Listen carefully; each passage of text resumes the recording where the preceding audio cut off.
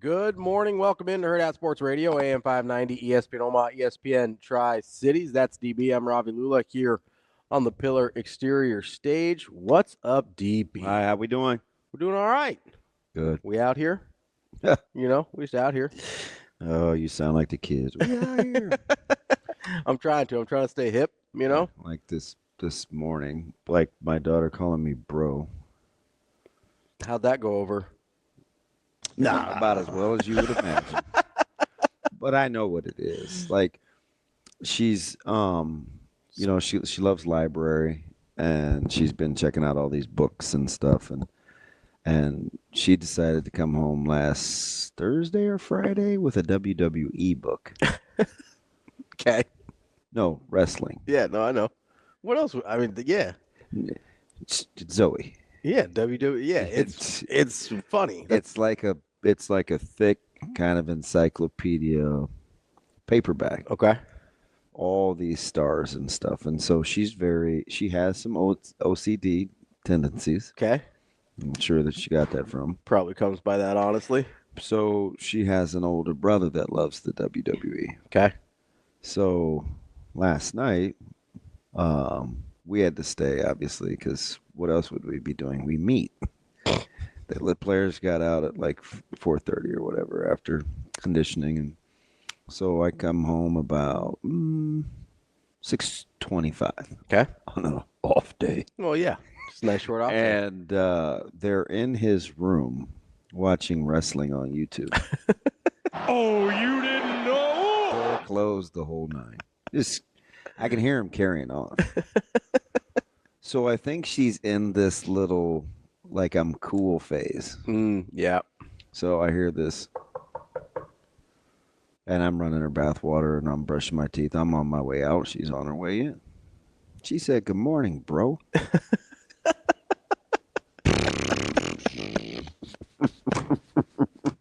Oh, you didn't know? Man, I looked at this little girl, and I said, "If you ever." And she sat down to go to the bathroom, and she goes, "Oh, good morning to you, too." I wonder where she gets that from. Oh, man, I had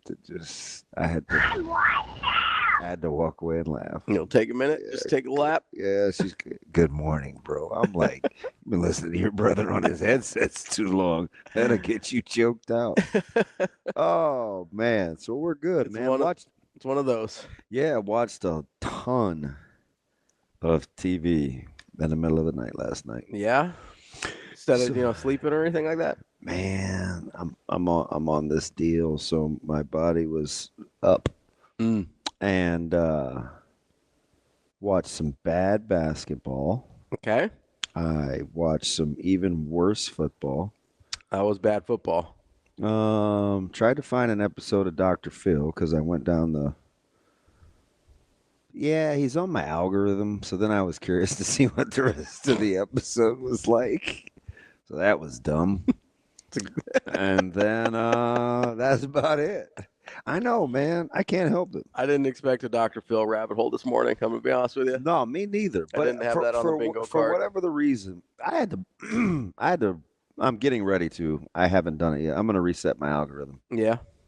Yeah. I got it. Man. It's a little sideways on you? No, I keep seeing the same thing, and this guy drives me up the wall. Like, I can't stand him. Yeah. And I should be friends with him. Like, I see him enough, and he makes my skin crawl. And he keeps popping up on my TikTok. So I'm gonna reset that thing. Yeah. Yeah. Absolute freak booty. I'm so upfront.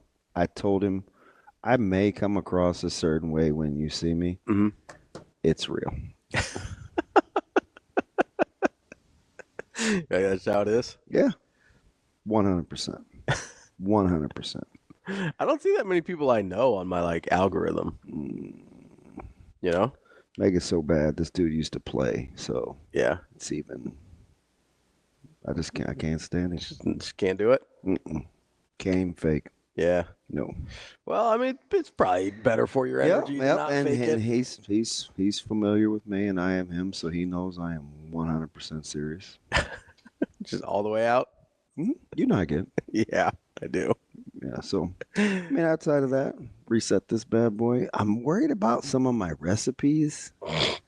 I'm sure the annoying Southern guy will find you. Absolute free booty. I hate that guy. Let's go, baby. I hate that guy. He's great. He did some wings the other day. I don't care. He stuffed them. They were whole. He deboned them. He's hilarious. No. That's a panty dropper for Why don't you like him? Because he's so annoying. You're such a hater. Just so annoying. I also don't cook, so it's totally useless. Like I don't even get the benefit of like, oh, this is a good recipe. Mhm. Like I don't cook, so he's just annoying. He's a little bit of that W side. he's hilarious. Like if somebody is annoying me, but they bring some benefit to my life, I can be like, okay, I can kind of like weigh the positives, negatives here. Yeah. But if he's annoying and brings nothing to my life, it's like, what are we doing here?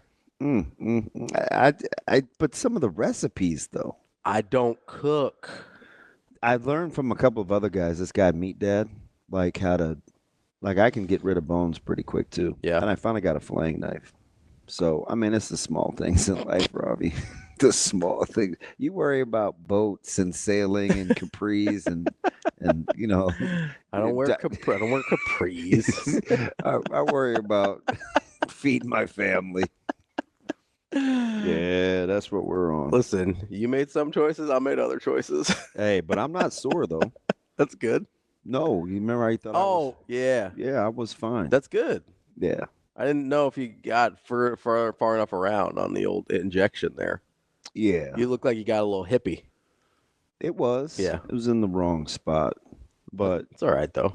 how are you going to Shane, you saw this whole thing, right? Like it was your fault. And Why was it my fault? I remember. I said, remember. I remember. The it was my needle's fault. too big. You said, "Oh, that's the draw needle." Yeah. And I was like, "Oh, cool." And I was like, "Oh, this comes out pretty easy." Yeah. I'm like, "Shoot, what am I going to do now? It's too big." Yeah. Well, I've used the draw needle before. I'm like, man, this thing's pretty big. Well, it's not that big of it. Fine, I'll do it. Yeah, it's true. Yeah, and it I hurt. did bait you. Yeah. That's how my competitiveness I know. works. Though. Part of me like wanted to see like just how competitive you were over something that dumb. Wow. And so I like yeah, that was part of it, if I'm being honest. That was dumb though, because you could take a bigger needle than I could. I think that's who doesn't compete with that. I like almost everyone else I know.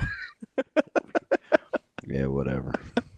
So fine. yeah, part of it was just like, okay, how competitive is this dude gonna be over stuff that literally doesn't matter at all? Mm-hmm.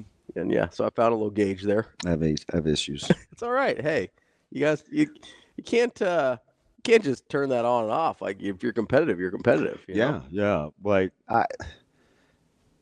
I felt like it happened yesterday. Like I felt like I wanted to. I was gonna turn the press conference off. Yeah. Oh yeah, because I'm like, I'm a little protective, and I am super competitive, and I'm like, people aren't gonna know what to do with this. Yeah. They're just not. So sometimes I just wish he wouldn't talk to us. I do, because we just. You know what he said a few weeks back though? I think he he wants us to document this happening. That's why he talks to us. He said that, I think it was last week. It might have been 2 weeks ago. But he kind of went through and I forget how he phrased it exactly. But he went through and said, like, I want you guys to see how this is happening. That's why I tell you all this stuff. I want you to see. And then he kind of said it again yesterday. He's like, there's no curse. There's no snake bitten. Like he's showing us along the way. Yeah, but I think so. I mean, part of it is, and we walked through it. I felt like the press conference was the whole first hour of the show yesterday. Yeah. Like I really feel, I'm like, there were a lot of similar themes. It's kind of weird. A lot of similar themes. And I'm like, oh no, don't say that. Oh, that man, they're not ready for. Don't. they're going to take that as this. And even I don't know, but I just, my defense mechanisms come up, right? Yeah. Because what was the takeaway yesterday? For like the low-hanging fruit it was, I think he's sacrificing the season for the older guys. That's not what he said. It's not what he said. That's not what he said. Like, I'm like, are we that emotionally immature? Yes. Or, first of all, yes. We are. but some people do want to be Better. Validated. Yeah, sure. But you can totally tell. And whether he's going to be right or wrong, I don't know. Mm-hmm. Right? I do think we have the right guy. So that part I'm cool with. Now, the methodology, there's no 100% lock, stock, foolproof, right? No. But I'm like, I don't think you don't have to tell us that. I get it. We hypothesized about it. We speculated. I mean, I said it pretty clearly yesterday because I think there's a part of him that is riding with the older guys because he's kind of overcorrecting on not being transactional in this game. I think that's one of the results from Carolina is he's just like, I'm just not going to do it that way. I think it's a little more than that. I do too, because I think there's another step, and he told us that yesterday about the reason it's important to be this way with the older guys is because the younger guys see it too. Like, this is part of the culture building, and that's the part we didn't quite get to yesterday. At least I don't think we did. I know I had this conversation with people off the air because they asked about it when I said, hey, I think there's a kind of overcorrection with the old guys here. And the part that I said, I don't remember if I said it on air or just in text, but the next part is there's obviously something he values there that he thinks is more important than, hey, can we squeeze out one extra win this year? And that is, hey, in order to make sure this thing gets set, locked in stone so that we do keep guys for 4, 5, 6 years, because he clearly believes that's how you're going to win moving forward, right? Like, he clearly believes the way to win moving forward is with long-term guys, not one-year rentals. Now, he's tried to plug some holes with one-year rentals, but he clearly believes that in order to lock those guys in for the 4, 5, 6 years, 5 moving forward, he's got to do it this way. He's got to show them that if you do what I ask of you, there is a pot of gold at the end of the rainbow. There's this weird part of me, man, that thinks like, while he's trying to set the culture, he doesn't want cross-contamination. Sure. Does that make sense? So that Between was the older guys and the younger guys. Yep. That was kind of one of my one takeaways. So it's not. That was my fear of this. That still is my fear of this. What is that? Talk to me.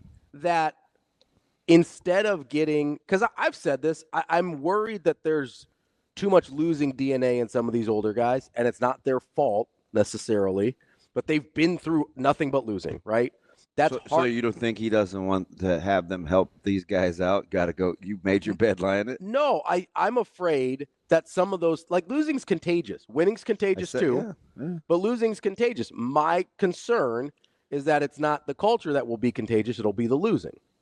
That's my fear. And I don't know if, like, that's what's left to be seen, right? Because I agree. I have no doubts that Rhule's the right guy. When he says, hey, we're going to win at a high level. Yeah, he's going to 100% believe him.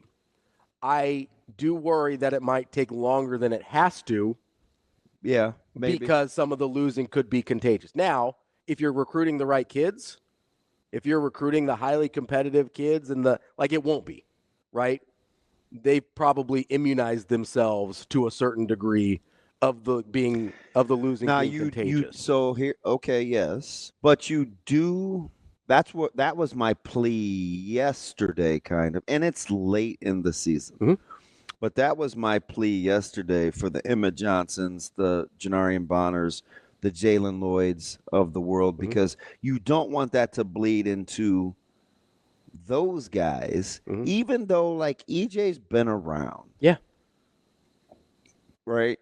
But his natural DNA is to be ready. EJ is one of those guys that rather be caught with than without. So he's always going to stay ready. Yeah. It's a lot easier to stay ready than to be ready. Those kinds of things, right? That's how I feel about Jalen Lloyd, right? I said, oh, it's not because he was in our program. It was because, and I gave you the whole deal. Yeah, like, does need a babysitter. Yeah. Like, just that's how he is. Quietly competitive, has performed well on big stages, is not afraid of the moment. Bonner, darn near left for dead.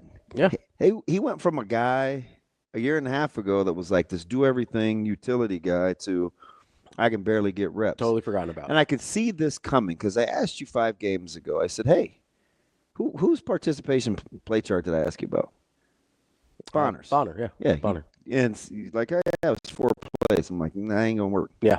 Like, so there's some of these things you can kind of see coming because competitive stamina is a real thing.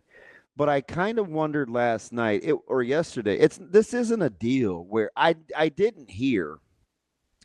Well, I'm going to dig in, and these guys are going to get us out. I kind of heard a couple things. Number one, I think going forward, like you guys have to learn how to figure this out. At some point. That's just kind of who I am as a coach. Like I'm not going to bail you out. Yeah. Now, the easy thing would be, or the knee jerk thing would be like, you're about to sacrifice this, and this. No, because you know why I think the answer is no? Because I think he thinks they're good enough to get out of this. That's the key of the situation. I think he thinks. Listen, and that's the difference between Baylor and Temple in here. He's like, what are you guys doing? Right? Remember I said, hey, there's run action, condensed set. They run an over route. Pass that off. If you're a safety, that's the new number 1. And what did he say yesterday? Hey, if you're playing cover 2, play cover 2.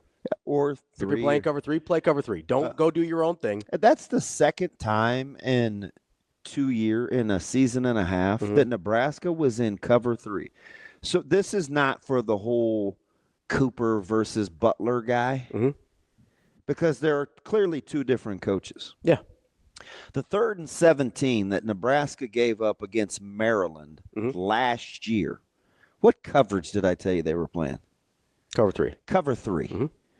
Cover 3, you have a deep third, a middle third, a deep third. You stay as deep as the deepest man in your zone. Pretty simple. Pretty simple. Yeah. Right? What happens when you don't stay as deep as the deepest man in the zone? Maryland completes a pass, and we're chasing in zone along the sidelines. It is inexcusable. Yeah, that means you didn't exit. You didn't do your job in a cover 3. You're just whatever. Doing your own thing. Like you're out there doing your own thing. Same thing Saturday. Deep is the deepest man in your zone. It is cover 3. How did they throw a ball over your head? Because you didn't do your job. And so what's the next natural question? Why do you keep putting guys out there that aren't going to do their job? Yeah. That's my next natural question. So that's why the culpability aspect of it is because at the very end he says he's talking about these guys' growth and development. Because the part of coaching that people don't talk about, but it actually happens is you do get close to some players. Yeah. Right? You 100%. You do at some point want the best for them. So you can know where a guy's come from and how far he is and how close he is to at least having an opportunity to go fail on his own. Yeah. Right? Oh, man, I've done everything I could to give these guys the tools that they need to go succeed in the world. Here, ducklings, go. Right? Here. I think there's that part of that. There's that component in him that this is who he is. And so he's kind of willing to let you go through it. But at the end of the day, it's scary because they're just close enough. They're just close enough to be winning these games. So the natural tendency is we're right there. Don't quit now. We're right there. Don't quit now. So the hard part is to negotiate. Is you negotiate with yourself and you put it against what your overall cultural philosophy is. And it's like, wow, we could have beaten Ohio State, and we're talking about you guys don't think you're good enough to function. We could have beaten UCLA. We could have beaten USC, and you guys don't think you're good enough to function. Why is it in these moments you resort to hero ball and doing your own thing? What is it about that you can't push through? Is it that you want to lose, or you haven't been or whatever it is, right? You start putting it to the test. Yeah. So they're just close enough to be teased. Mm-hmm. And I said this right after the Indiana game, and I believe it now more than ever. The crossroads and the tough part and the fork in the road for the coaches is you're at this deal where you feel like the eggs are just about to settle, man. But you got to get the kids out the door, man. You got to get the basketball, then you got volleyball drop off, and breakfast is almost ready. Mm-hmm. You leave it sit, you turn it off, you scrap it, you eat it before it's all the way done. You try to make the best. Like, that's where they're at. Yeah. Do we wait 5 more minutes for this to be ready? Yeah. Or do we hit the door and be like, oh, man, it's almost done, man. Just wait it out. That's where I think they are. That's what I think he was saying. A lot of what he was saying yesterday. I don't think it was, man, come heck or high water, I'm riding or dying with these guys, because I do think he wants them to understand that it's capable, that it's doable. And that's why he doesn't talk about officiating. Yeah. You think he's not pissed? Oh, he's super pissed. But you know what? Stop putting yourself in position to have other people dictate your outcome. Like at some point, stop doing that. Yeah, I think they're, and this is how I am with the officiating, or try to be at least, until Nebraska stops beating themselves, like, then I'll talk about the officiating. Like, until that point, like, yes, it obviously matters. It obviously has affected the outcome of some games. I get that. But so has all the stuff that Nebraska's just not doing right. Because I think he's coaching against it. So sometimes your strengths can also be your backhanded weaknesses, right? Mm-hmm. He's coaching against the things that he hates the most, and sometimes it can almost be to his detriment. You know, one of the things that he hates? What's that? Victimhood. Yeah. So you take responsibility for everything. This dude hates victimhood. Even for things that maybe you shouldn't. Can't always be. Stop blaming other people and let's figure out how we can handle this and fight. Yeah. That's all he ever talks about. Yeah. Some guys just aren't fighters. And until you've maximized, like, I'm not really interested in hearing why it's somebody else's fault. That's Hurrdat Sports Radio. We'll be back with more. We're back here on Hurrdat Sports Radio, AM 590, ESPN Omaha, ESPN Tri-Cities. We're live on Twitter, Facebook, YouTube, and here at Hurrdat Sports Bar and Grill, where you can join us on Friday for our final live breakfast of the year. And you'll have a chance to win a couple tickets and a parking pass to the Wisconsin game, courtesy of our friends for Tickets for Less. Get to eventbrite.com to register and save your spot. DB. What do you want now? I just want to talk, just have a conversation with my friend here. You're just constantly getting punked. What'd I do? Nothing. Who got punked? Me. You got punked? No. You just you doing all right over there? Yes.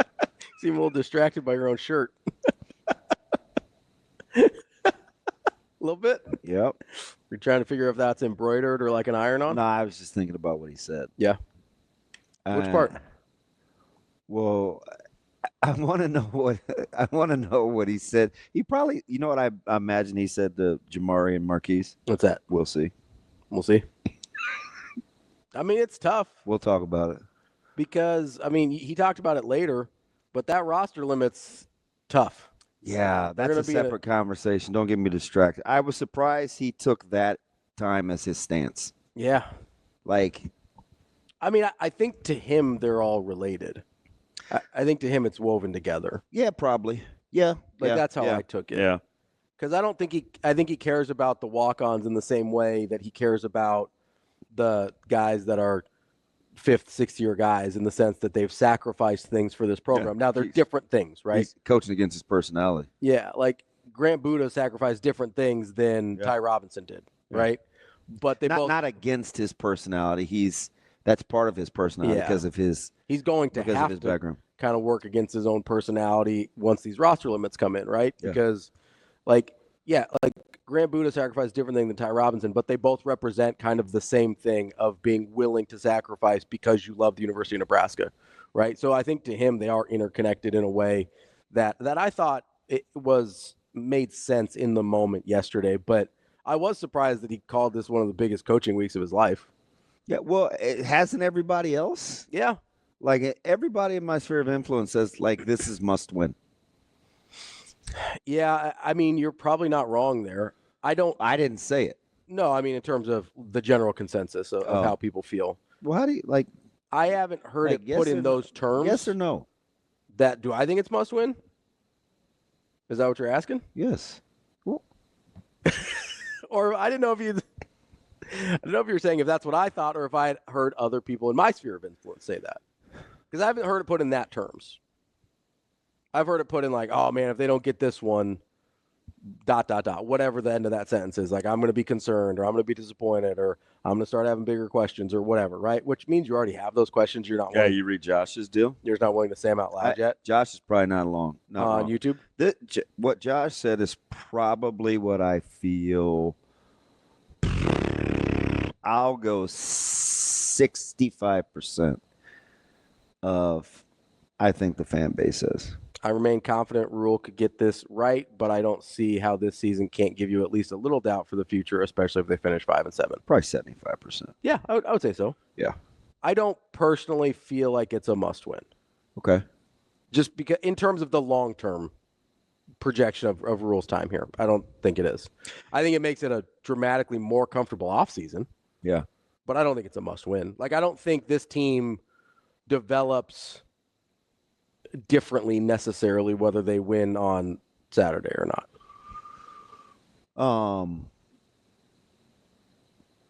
One of my buddies, Brett, he says, by the way, congratulations to Central City. How long do you stay? Did you want me to answer that question? I think they need to win the game. Okay. I didn't know if you were looking at me like you wanted an answer. No, I mean, was it rhetorical? No, I feel like my delivery may be off-putting in your little scramble. I think my suggestion to you, since I'm nuts, is I would just do you and I'll figure it out. No, I'm here for you. I am. I thought I thought you had more to share. No, like, don't ride my vibe. Okay. Because there's parts of me that's like you're not getting a real cohesive version of me. Yeah. So I would just like do your thing and I'll adjust. You just have to kind of like give me a second because I have 55,000 thoughts. And Brett just threw me for a loop. So what did Brett say? So he said, now I lost it.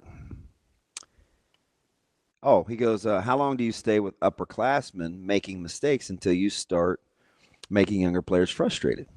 Yeah, that's the part I'm worried about. That's the part everybody's worried about. Yeah. Right? Like, and I said, oh, you don't want to cross-contaminate. So while I'm thinking, because I said this last week and the week before last, like one of the things that's cool, I get this all the time. Hey, man, appreciate your perspective. It's different.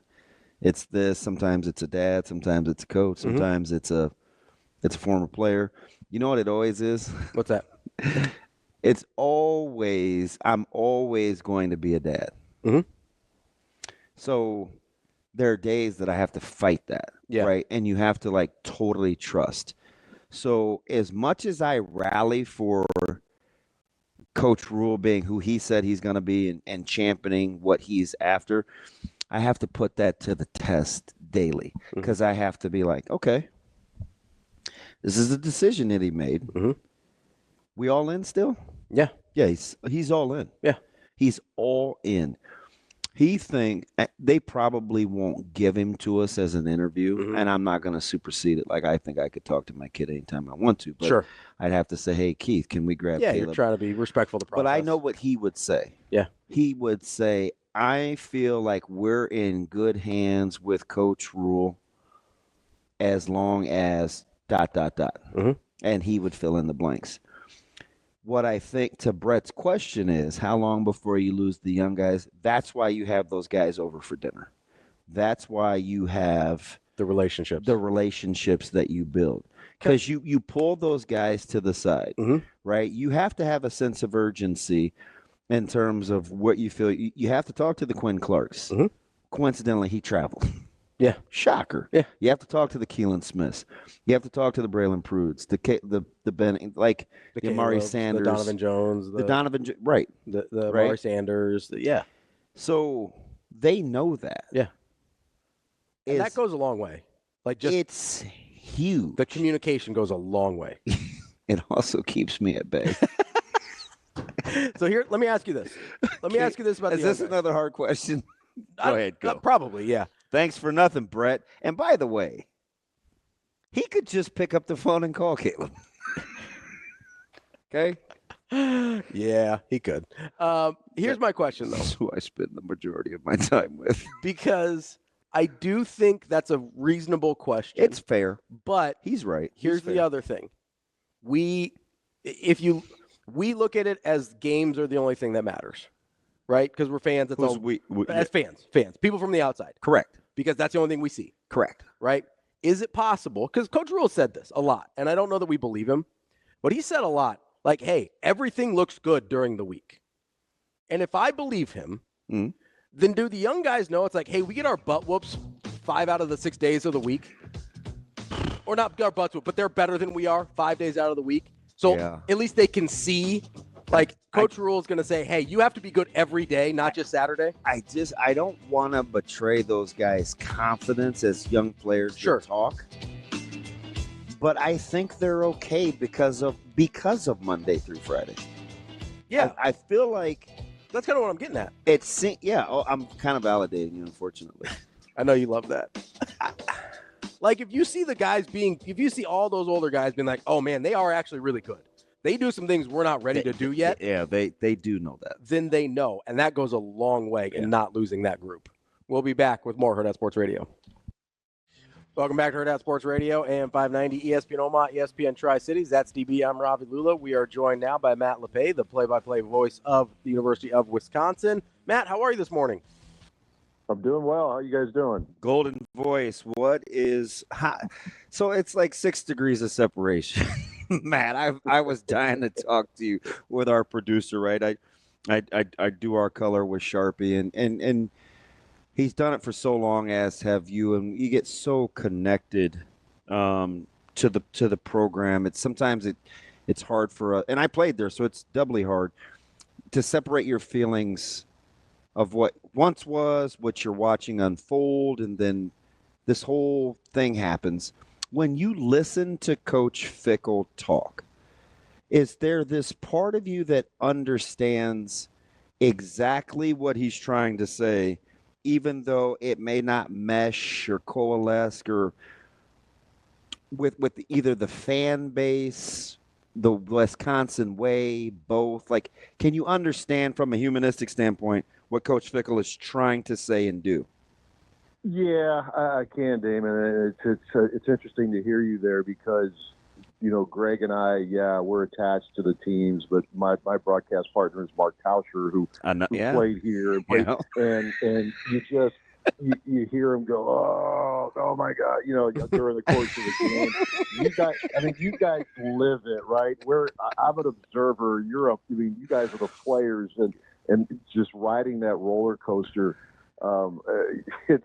I can only try to imagine what it's like for you guys having played there at your respective schools. But I can with Luke. It was not a news conference yesterday that won him rave reviews. Right. And it's really the first time that I think people have seen this side of him. But, an advantage that someone in my role or what Sharpie does is that you can see coaches in a different light, just through one-on-one conversations. And, it just seems to me that in this case, Fickell is trying to protect his staff. And, he didn't go into great detail, obviously, with the decision to remove Phil Longo from the OC position.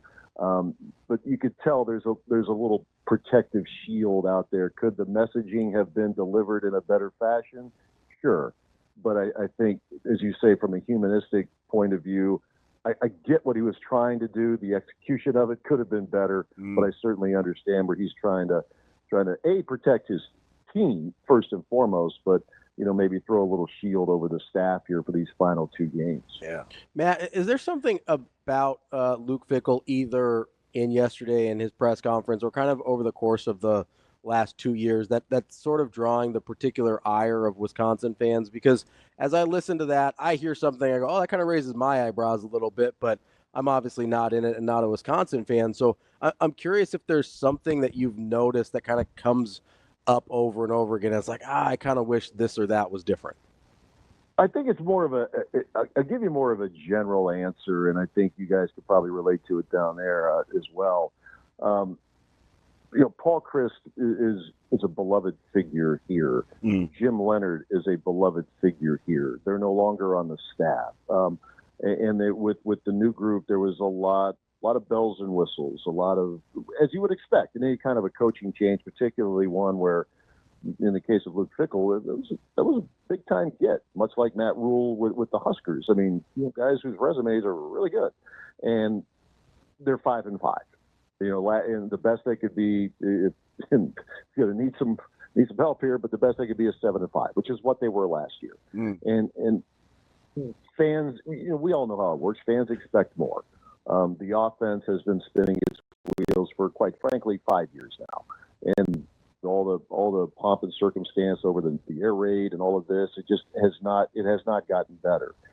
So I think when you go, quote, outside of the family, while in the grand scheme of things that is perfectly normal in college football, but it could be viewed a little differently in certain places, if that's Lincoln, Nebraska, or Madison, Wisconsin. So I think, as impatient as we tend to be about everything in life, it certainly applies in sports and with passionate fan bases of college sports. You expect more faster, and it hasn't happened.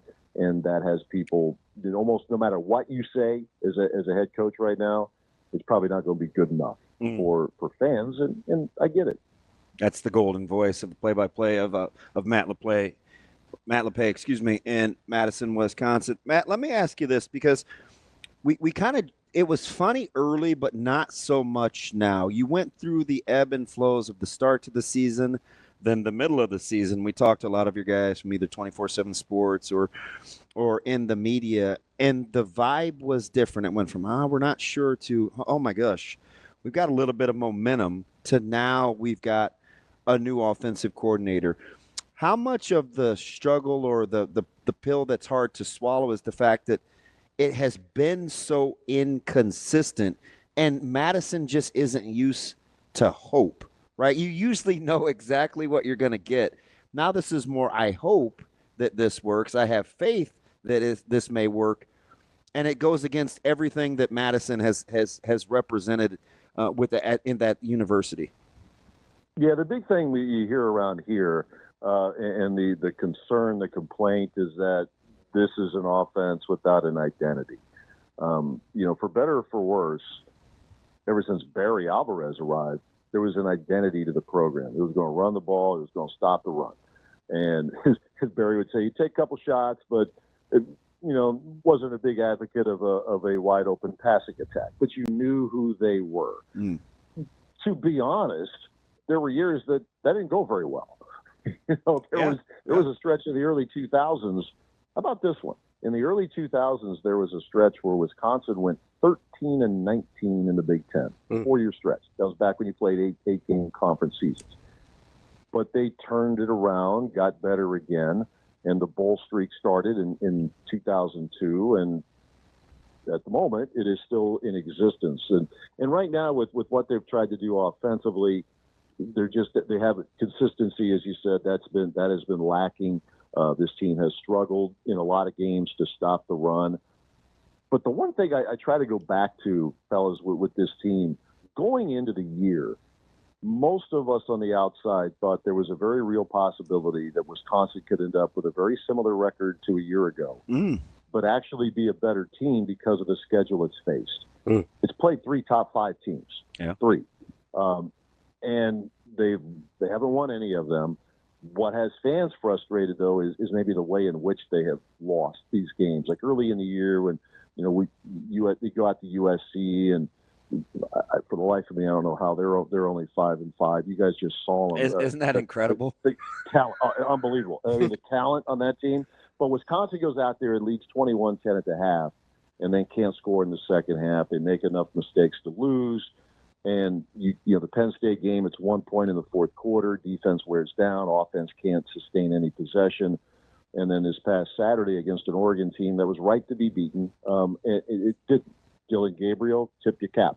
Big 4th and 9, throws a dart for a first down. They go down and score. Wisconsin can't move the ball. So sitting at 5-5 is not shocking if you go back to how you would view this team at the beginning of the year, but how they've gotten to 5-5 and just the wave of emotions that sports, that's what has people not real happy around here right now.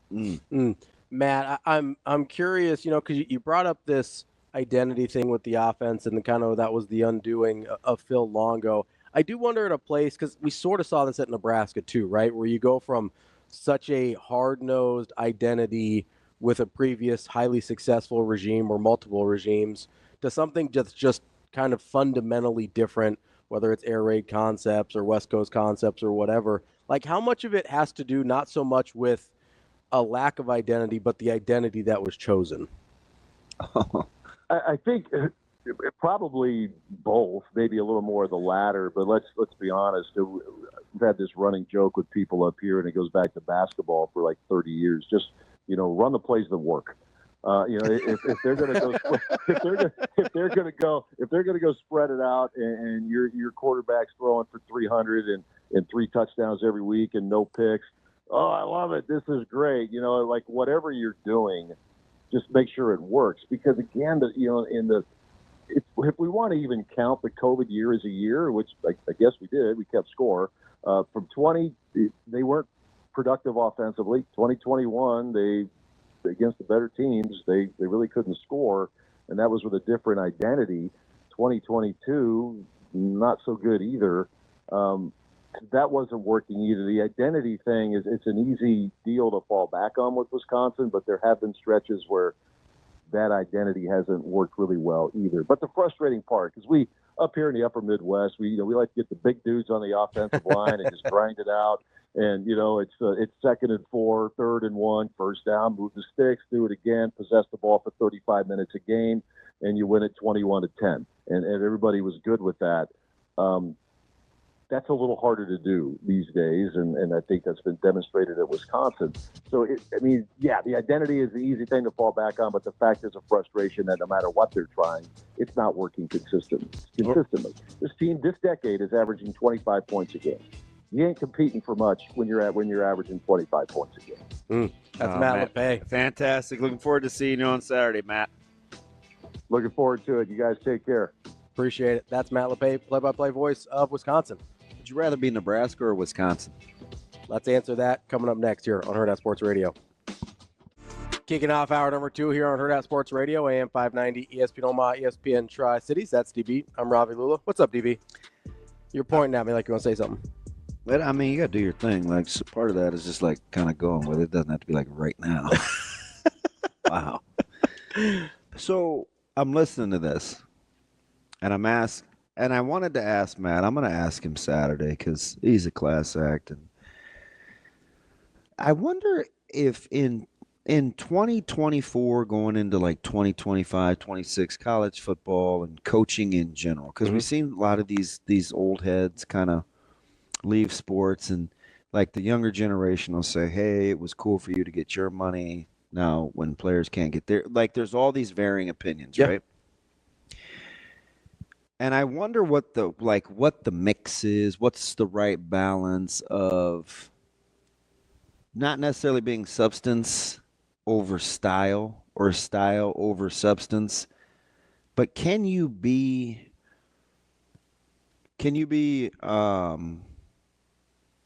like morals isn't the right word, but can you be other-centered and kind of like ethically grounded enough to function the way that you need to? Or will there always be this tug of war of, I'd like to do it this way.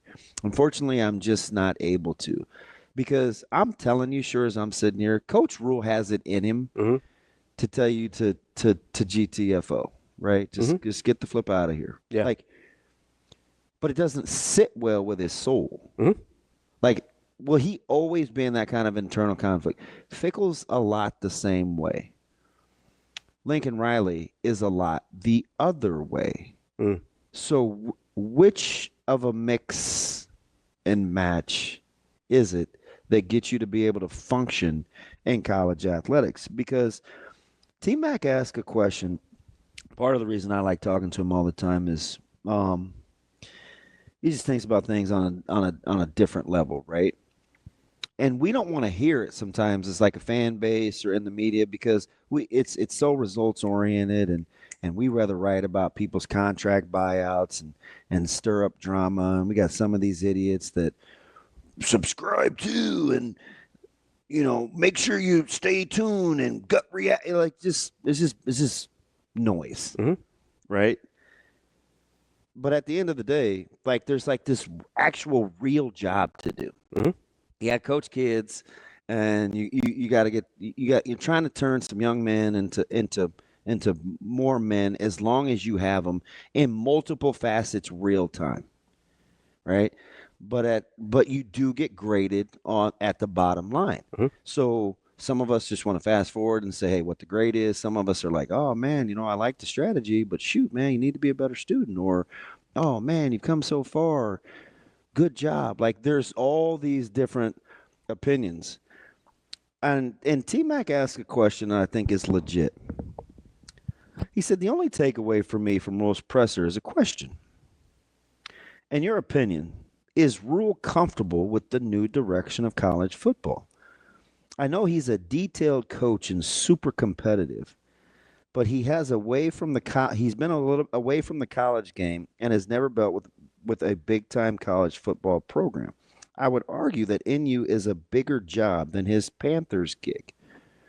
You will say things like, man, he hates this whole transactional thing. Is he a little scarred by what happened in Charlotte? Is there this overcorrecting? Yeah. And again, I wanted to ask Matt the question. I mean, I've been to Wisconsin's practices. I talked to those guys. Yeah. Right? They were going after Caleb pretty hard.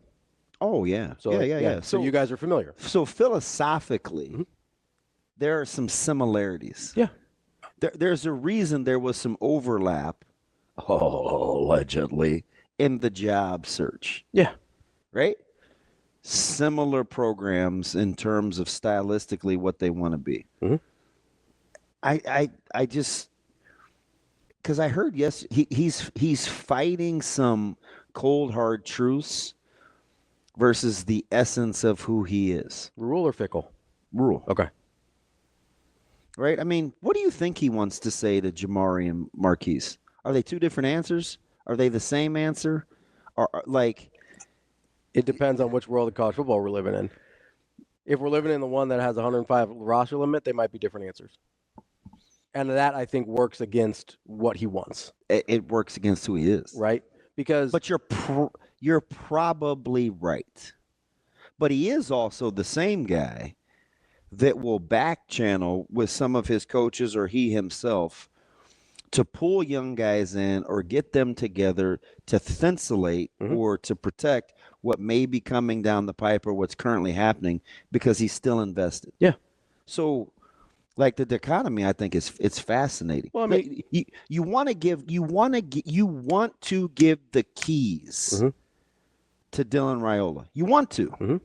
We got this guy coming in. He's a super talent.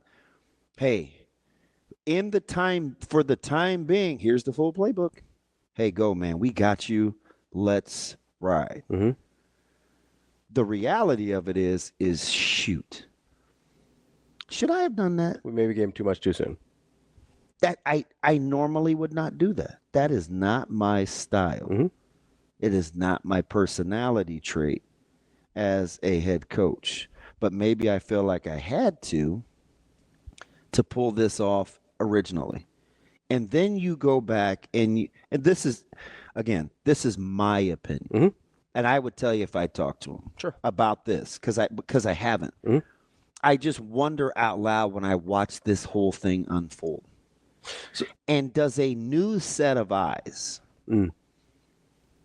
of somebody that's experienced and used to being in chaos, does it almost let your guys off the hook while you recalibrate what it is that you want your program to be about? I don't know if it lets them off the hook. I do think it gives them a second to breathe.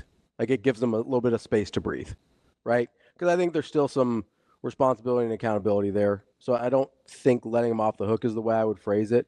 But I do think it gives you a beat. Like it gives you a second to kind of recalibrate and pause and just say, hey, okay, this thing that we were doing isn't working. Let's take a second and figure out how to move forward within the principles of what we believe in, right? Like I think that's what making the move at that time gives you. It gives you just a beat, right? But you brought up something with, Coach Rhule kind of being in certain situations that he hasn't been in before, right? With whether it's Dylan or some of these other guys. And I was thinking a lot about this because I think we imagine the jobs that he did at Temple and Baylor were the same as a fan As base. each other or? As each other. So, wait. Temple was the same as Baylor. Okay. But Nebraska's different. Okay. I think that's how we process it. Okay. Right? Yeah. But let's be honest here. Baylor was one of the most unique situations a college football coach has ever taken over. One of the most unique. The only thing that's even close is Penn State when Bill O'Brien took over. That was a super unique situation.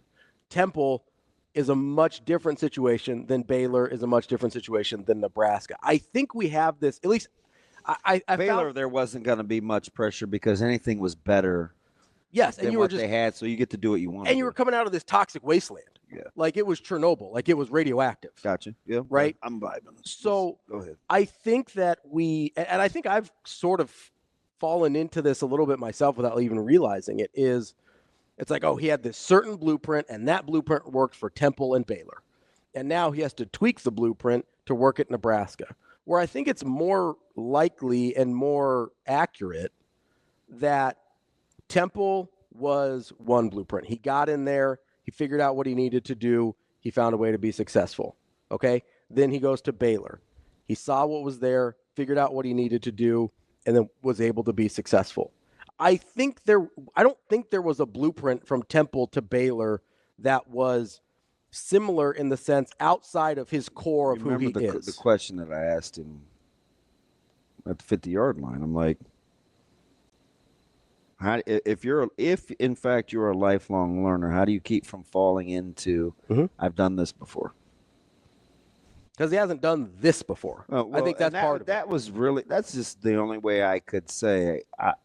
I know you think this is different. I'm just telling you, it's even more different than you think it is. 100%. And I think that's sometimes a thing that we sort of fall into this trap of, well, he did this one thing specifically at Temple and Baylor, and it was the same thing. And I just don't think that's accurate. I think he's figured it out on the fly before. We just weren't there up close to see it, so we're not totally sure how it looks in real time, right? Because I'm sitting there and I'm thinking to myself, because I do think... Is this different than whether you think the wing tee or the flex bone or the West Coast offense or the air raid or the 3-3-5 or 4-2-5 can work? Is this different? Yes. Okay. This is about how a place culturally and philosophically has to operate. I think that's different at a lot of different places. And I think Temple, it was different from Baylor. Well, clearly nobody's been able to figure it out for 25 years. Yeah, 100%. Yeah, and they've run a lot of different things over that time, haven't they? A lot of different offenses, a lot of different defenses. It's not about that, right? I've said this before. All the schemes pretty much work to varying degrees. If you execute at a high level, you develop guys at a high level, you recruit guys to your system, pretty much all of them work to varying degrees. It's all the execution and development and recruiting to your style and all those things that kind of determines how much it works. So I don't care if you're running an air raid versus a West Coast versus a wing tee versus a pro or whatever, right? if you can develop and recruit to that and get guys to execute that at a high level, awesome. That's all I care about. That's kind of why I asked the question of Matt about Lepay? the identity. Yeah, about the identity you choose versus it actually being an identity crisis. And I get that Wisconsin hasn't been good on offense, right? But I think people make the mistake when I say something For like as bad as 25 points a game is, Nebraska would be a lot better if they scored 25 points a game. That's 6 points on average better than us. Yeah. I thought that real time when he said that. I was like, man, if Nebraska scored 25 points a game, we wouldn't be having this bowl discussion. Oh, I know. Right? I mean, last year or this year. Yeah. Oh, yeah. Right? Yeah. Like, there's plenty of games that 25 points per game would have been terrific. Are you surprised that we're having these conversations now about what does and doesn't work with Dylan? I think so. Because early it looked like it worked. Remember when we thought, oh, it's a gimmick to use Harburg.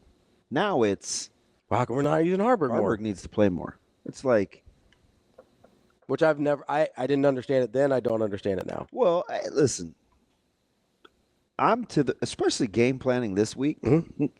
I do whatever it takes. Works. I do whatever it takes to win. Yeah, but to me, it's not a Harburg thing, right? That's why I say I don't get it. It's do whatever it takes to win. If that's playing Harburg more, sure. If that's getting the ball to Janair and Bonner more, sure. Like, I don't care. Like, I'm not going to get as pigeonholed as, oh, Harburg has to play more, right? I think that's the part that I have a disconnect with, because it's like, okay, yeah. But you can say something like, we need more EJ, Jalen, Bonner types, right? Sure. And if you want to put Harburg in that category, 100%, no big deal. Remember what Mike and KC said 3 weeks ago, and we acted like we didn't know what he was talking about. What? He's like, sometimes at that spot, you just want like a football guy. And we were like, what is he talking about? And we debated whether talking about playing both sides of the ball, a two-way guy or not. And I said, no. I think he's talking about a mentality. Yeah. Right? Like, I think Mike was talking about, I'm going to rally behind a mentality. And it doesn't have to look a certain way except for you want it to be uber competitive. Mm-hmm. That's what I think. And is that why you think people gravitate towards Harburg? You know what I think it is now? What's that? And Nebraska's got to they got to buckle up now. You got to toughen up and hold hands with one another, because what you saw, the elephant in the room, is after Dylan's slide that was short of the first down, that he did not want to give himself up. The whole game, he was different after that. Mm-hmm. And I said to Sharp real time, because I wasn't sure. I go, man, I said, Dylan hasn't been the same since the slide. I wonder if he re-aggravated something. I don't know how that was received, because, and I'm not, it is what it is, right? Everybody saw it. So I just was curious now going forward as we talk about this whole thing, because with Nebraska, some guys want to talk about talent, but it's hard to talk about talent when you don't catch.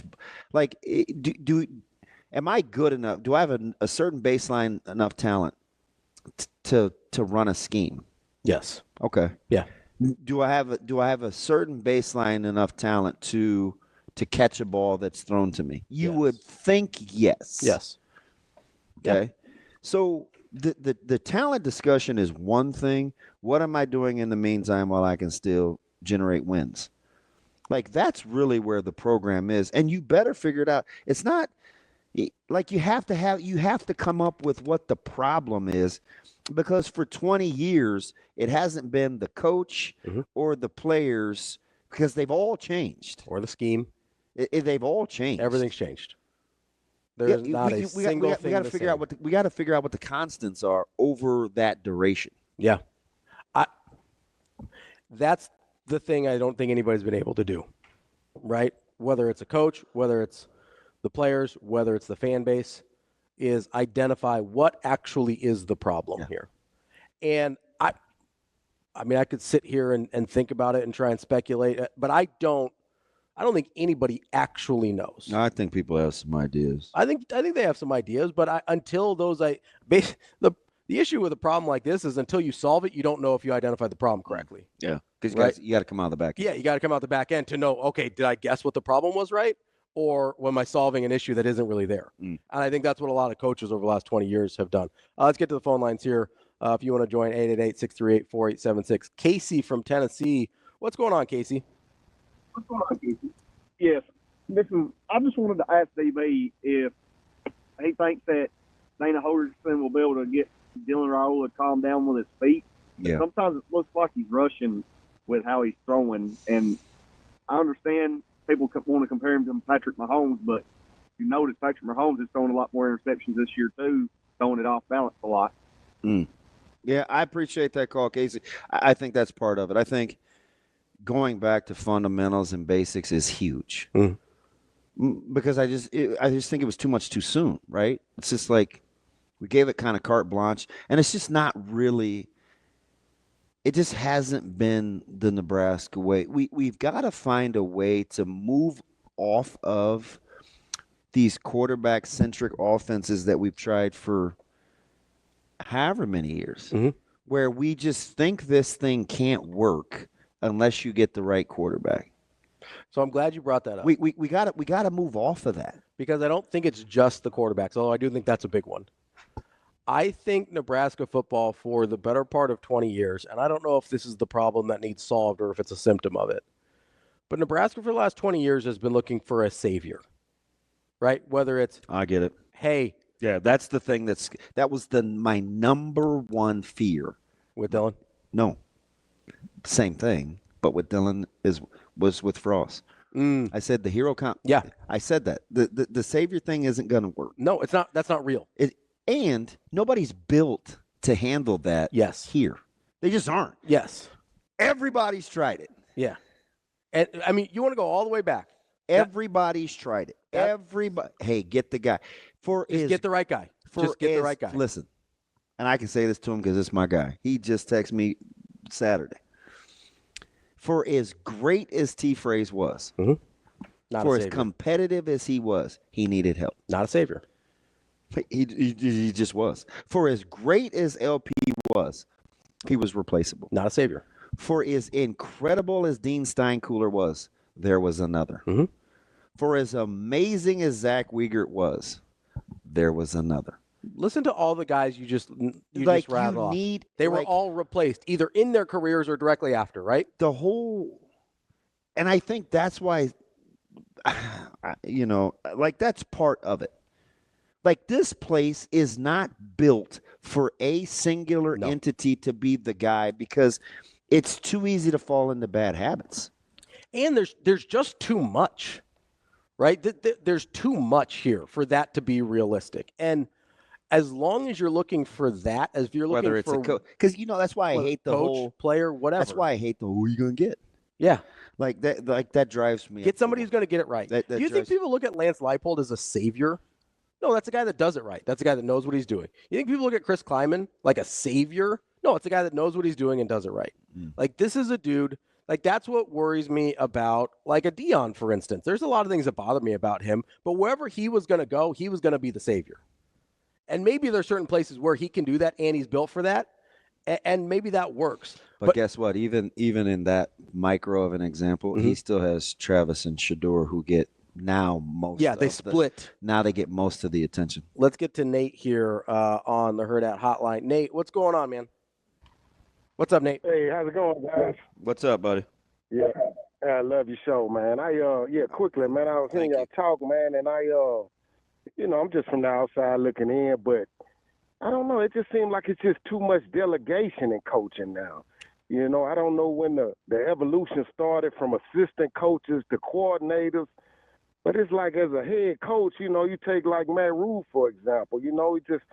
It's somebody, the play calling, it seems like he knows football. He's coached at the professional level. It seems like he would have stepped in sometime. Like Nick Saban was notorious for that. If he didn't like the way a game was going, he would step in and take over. And I just don't see that with Matt Rhule. It's kind of like just two hands off. I may be wrong, but I just want to get you guys input. Nate, let me ask you something. Who's a program that you look at and you think, man, that team looks like their head coach? Like where there isn't so much delegation.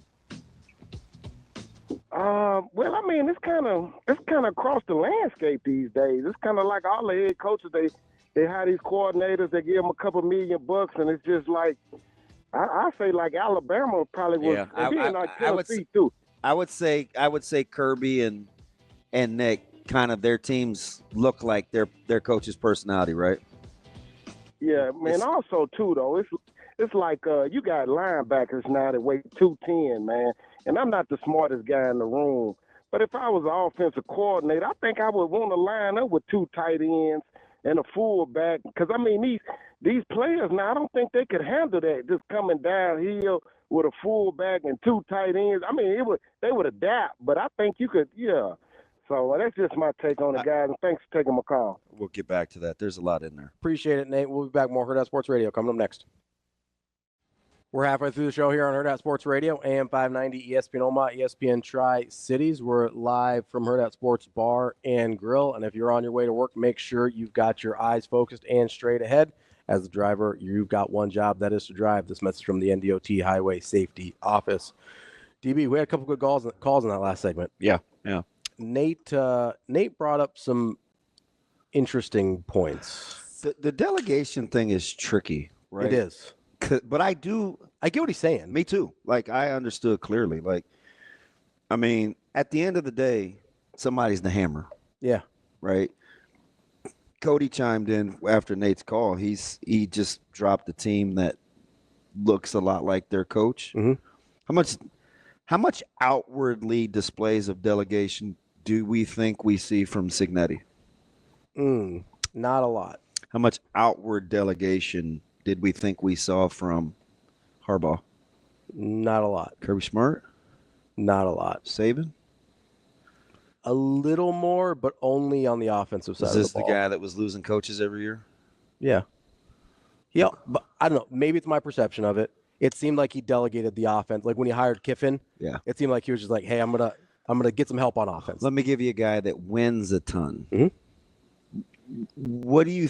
Whose personality do you think Ohio State has? Oh, I have no idea. It's weird, isn't it? Yeah, they win a ton. They do win a ton. But that guy's record is like I don't know if it's because I don't have a good feel on Ryan Day's personality, or if it's because they don't have his personality. It's just, I mean, but I couldn't identify it for you. Yeah, that is. I will say I understand Nate's point, and I also feel like it's sort of inevitable. Especially at these big jobs. What, like Thanos? Yes. Just snap those fingers. Because these jobs have gotten so big in terms of all the responsibilities of a head coach. It was a lot easier to not have to delegate 30 years ago, 20 years ago, 10 years ago. But especially at these power conference jobs, there is so much more that you have to do to run that program than just coach football. Mm-hmm. It's really hard to not have to delegate some of the football. I mean, Coach Rhule said it before. He's like, hey, before I was a head coach, I was a pretty good football coach. Right? Like, that's a direct quote. Being a head coach in college has very little to do with football now. And has a lot to do with running a organization. Yeah. Because when we say CEO head coach, like that's what it is. You're the CEO of a multi-million-dollar corporation.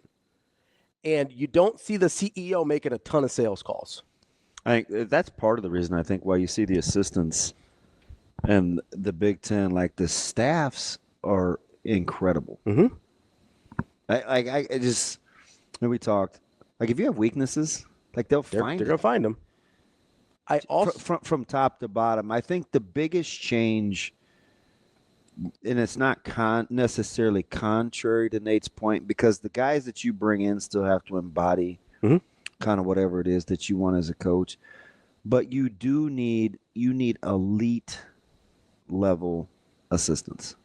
Yeah, and more importantly, I think you need the ability to identify and develop elite level assistants, because if you have elite level assistants, somebody else is going to take them. Yeah. Right? They're going to hire them for a bigger job. We've seen that. Right? Yeah. So it's not just, hey, I have to have these elite guys one time. It's really similar to being able to recruit players, right? I have to be able to identify the talent, develop the talent if it needs a little time and a little space to grow into what I need it to be. And I have to be able, that has to be repeatable. That's one of Nick Saban's greatest gifts as a coach, is he was able to over and over and over again identify and hire great assistants. That's a huge part of the job now. And yeah, Alabama still had his identity, and his defenses especially still had his identity. But that's a dude that has, and I know you can look at some of the more high-profile failures, but look at the guys that are succeeding right now too. Kirby Smart, Dan Lanning, or Lanning was Georgia, but kind of de facto under that Nick Saban tree. Like, you're looking at a lot of guys. Lane Kiffin, I know he was a coach before that. Even on a smaller scale, like I would look at guys like PJ Fleck. Yeah. Now that's a place where Brett Bielema. Yeah. Those are some places where you probably could afford to be a little more football-minded, but there's still so much to do. Guys are successful, though. There's still so much to do as a football head coach that there's really, and I think you maybe are starting to try and see a little bit of a shift back towards the football side of things for head coaches, where they're hiring GMs and things like that for their programs to try and take some of that off of their plate. But we didn't really, we talked all the time about how college football had sort of transitioned into a professional model, but the coaching staffs hadn't really, and the administrative really hadn't transitioned to a professional model. Like, most NFL head coaches are not making personnel decisions, right? But that's always been the case in college until you start seeing some of that transition. The reason it hasn't been the case in the NFL, because running an NFL organization is too much for a guy to do that and be good at the football or have time to do the football. Right? So if we're serious here, and this is, hey, college football is basically just mini professional football now, you're going to have to see the front offices, quote unquote, start to look a little more professional if you want coaches to not delegate as much. Do you have I'm trying to think of and I don't want to get too into this because there's other things that I want to talk about, but listening to kind of Nate and obviously the YouTube chat, which is out of control. I mean, this thing is just out of control. Did we leave the rails? Fudge. There's like 2 or 3 different conversations. I mean, it's it's incredible. It like, I can feel the intensity. And of course, it started with Game Dog, who did a really, really, really poor job of. And I get it, man. He comes in here and he does his thing, but he missed the whole point with the replaceable thing. Because he skipped over for as great as T. Phrase was, as great as Zach Wiegert was. The point was, Nebraska wasn't waiting on those guys when they to save them. Yeah. That I don't even know why I had to go back and it's whatever. But so the scrutiny and the intensity, if I was building the perfect, it has to be somebody that isn't going to give in. But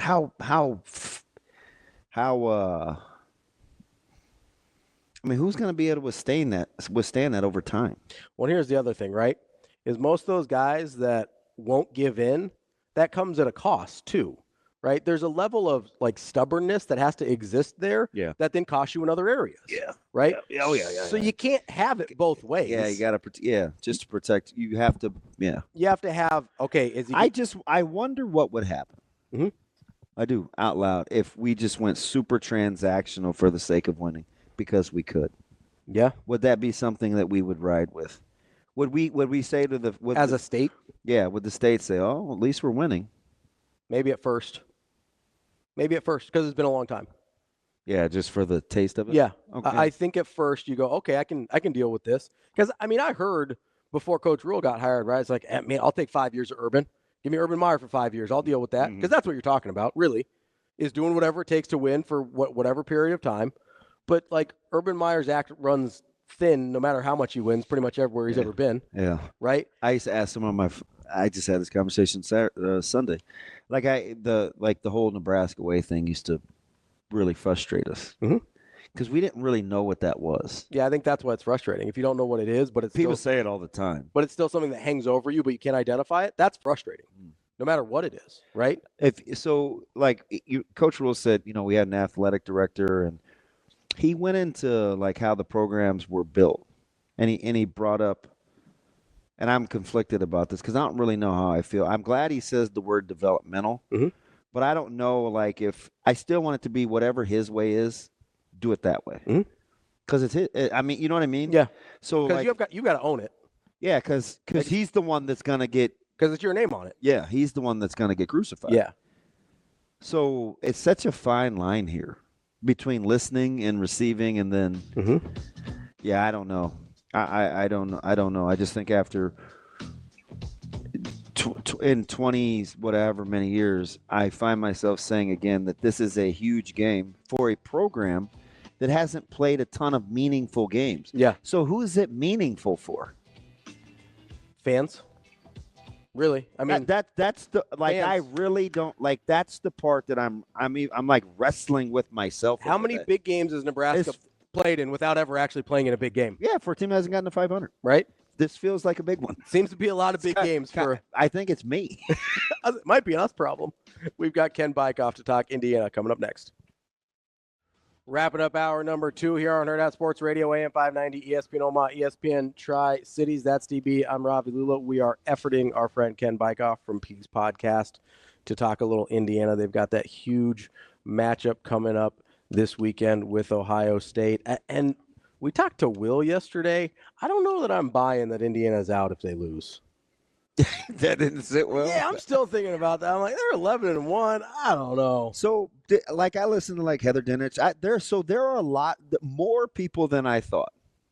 Outside of our friend, who's kind of been on the he's not anti-Indiana. It's just like, guys, chill. Doesn't totally believe in their record. And he made some valid points in terms of like the best win in the schedule, and that's what everybody's saying. But I do think that's a good football team. I think over the last 2 weeks, the narrative has changed tremendously on Indiana. It has now become a thing where, yeah, they get the buts now. It wasn't like that 2 weeks ago. I don't know if it was Michigan, but they were due to lay an egg. I also just wonder if... And they won. Yeah, they still won, right? But I do think the people have backed off a little bit on Indiana for whatever the reason. I mean, if you can have questions about a team that... What my man, Coach Signetti, say? Hey, what's our record? Like, as much as you can back off a team that's 10-0... You are 10-0 for the first time. So here's the thing. Here's what I think happened. Is up to a certain point, it's kind of just a cute story. You get to about 10-0, and you're like, oh, we're actually gonna have to put this team in the playoff. So you start looking a little more closely, a little more critically. Okay, so what happened? Like, let's say Indiana opened with, I don't know, like, who are you taking in Penn State, Indiana? Like, do you have your mind made up? I think I'd take Indiana. I think it's probably a one. Like whatever you decide, you have to give thought to. Yeah, I think so. But Penn State doesn't get near the questions. No, because I mean, I think helmets matter a little here. You watch though, right? Yeah. Okay. But I mean, let's not pretend like that's not a thing.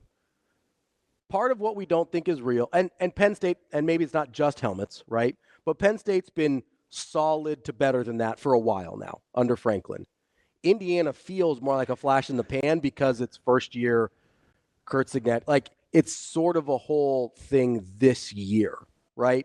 Like, if Colorado had gone on to have the success that people thought. At what point did you think Tennessee was good? Which year? This year. This year? Yeah. I'm still not sure. Okay. They got a pretty nice helmet, though. They do have a nice helmet. Yeah. I'm still not sure. But I've time out. But I've seen them lose this year. That's the hard part. No, the key part of that is you've seen it. Yeah. I mean, do you feel like you know what a good team is when you see them? Yeah. Okay. I think Indiana's a good team. So the thing that we don't know is just how good. Yeah. And that's based on the schedule, who they've played, how they've played. So all things being equal, but you're boiling down the schedule. Not all things. Yeah, I guess. I mean, who they beat. Yeah. If you want, I guess that's right. Grant says that Indiana's is. Ooh, are they? What does he say? Huh. I feel like Ron Burgundy reading real time. He says Indiana is the TCU of 2022. TCU, that's the team that got hammered. I was with Cobbs. We were. They get hammered by Georgia. Georgia, yeah, got smoked because they beat Michigan. Because J.J. McCarthy threw the 2 pick sixes. They beat Michigan in the semi. And then they got just boat raced by your favorite quarterback of all time, Stetson Bennett. I don't know why you give me a hard time about liking that dude. I love Stetson Bennett. Why is that so? Because I defended him for so long. Yeah. God, your memory. Like, let it go, man. I can't. I still don't like him. Stetson Bennett was a baller. He's the best Hobbit I've ever seen play quarterback. Whatever, man. That dude was nice. Whenever you get there. Nicer than Samwise. I'm a Hobbit and I can't see. That was wild. Are they the TCU of 2022? I'll enter. Here's the problem. It's not outlandish. It's not outlandish, but here's the problem. Is if I'm remembering correctly, and I don't have TCU's schedule up in front of me, TCU wasn't boat racing people like this. Yeah, I know. There was a lot of like dancing through the raindrops for TCU. That has not been the case for Indiana. Until Michigan, they were just beating the brains out of everyone. Yeah, TG says, this is how he talks, too. I don't care who they played. I'm giving him a voice. I don't care who they played or how it looked. There's no way a one-loss Big Ten or SEC team is being left out of the playoff. So that's why you're not vibing with Will? That's why I push back on Will. Because I'm saying, okay, you're going to sit here and tell me that you're not going to put 4 Big Ten teams in when you don't have good options in the ACC or Big 12. In terms of taking that spot, you're only going to put one group of 5 in, and Notre Dame has to probably win out in order to get their spot, right? So you're going to tell me that you're not going to put 4 Big Ten teams in, so you're going to put, 5 SEC teams in? I don't buy that for a second. I don't know. Spike, by the way, that's a great avatar. I closet like Is that Drake? Yeah, I closet like them. Big D-Rock guy? Yes, as you know. I like D-Rock. Ohio State being favored by 12.5 means Indiana isn't a legit top 5 team. I don't think that's what that means. But also, all they have to do is be a legit top 12 team. So I want to be biased and listen to him, even though I don't really think his name is Spike. But that's fine. Probably not. I like his Abby. Don't have a lot of parents. Am I really gonna get caught up over 3 points? Because Georgia was a big fave over Tennessee. Yeah, I said, so do I have to be consistent? No, I don't, because it's different. No, it is. I'm processing real time. It is. It's different. You're right. So I was like, and I said real time. I'm like, yeah, it's big for a reason. Georgia, I don't think Tennessee's very good. Yeah. Georgia ends up covering. Mm-hmm. But would I say, I don't think Indiana's very good. Ohio State will cover. That's hard. Here's the thing. I don't know. I know Ohio State's good. Mm-hmm. I just don't think they're as good as everybody says. I agree. They don't look like. I think they're as talented as everybody says. They don't look like they're talent. Mm-hmm. I think they're as talented as. So if they're a victim of their own roster, okay, I may have to come to grips with that. Yeah. But they don't look like. But you also have to do yourself a solid. Yeah. Tomorrow, whenever after the show, go look at the mock drafts through like the top 3 rounds. Mm-hmm. It is littered with Ohio State guys. With Buckeyes. Yeah. That's an incredible roster. So I'm like, how come they just aren't better? Like, why don't they fit my eye? So part of it is you can take those as 2 separate things too, right? So I don't know if I would say that to Spike. On one side, you can say, hey, their roster is ridiculous and they haven't lived up to their roster. And on the other side, you can say, hey, I've seen with my eyes, this is what they are, right? Are they 2 touchdowns better than Indiana? My gut tells me no. From how I've seen them play this year and how I've seen Indiana play this year, my gut tells me Ohio State is not 2 touchdowns better than Indiana. Just from watching them. If I'm ignoring the mock draft and I'm ignoring that half of their roster played at JMU last year. It all comes back to Nebraska. Watching that team in Columbus, like from 100 feet away. Mm-hmm. And maybe that's what I'm doing. So how bad is Nebraska? Maybe that's clearly not very. Yeah, maybe that's if they're that. And I get the whole 1 week, whatever. First of all, they're coming off a bye. So, and I lean more towards I'm not a big look ahead. Mm-hmm. Coming Trap off this game. guy. I'm not that guy because, I've dealt with it before, so I know what quality programs will say about that, mm-hmm. right? Now, whether 18 to 23-year-olds believe it or not, I guess that's part of it. Yeah. But if they're so superiorly talented, that should negate quite a bit of that. Mm-hmm. It's supposed to. But we fawned. That's the point. You even brought them in. I wanted to choke you yesterday, and I was like, really? You go, man, I'd put USC's talent in there. I'm like, USC has good talent, but I calmed myself. I was like, compare about it in the interior. No, you don't couch it. Just listen. So I'm thinking, okay, let's say you're right. Okay. Super talented. We just heard Lepay say the same thing. Yeah, see, man, I'm talented. Yeah.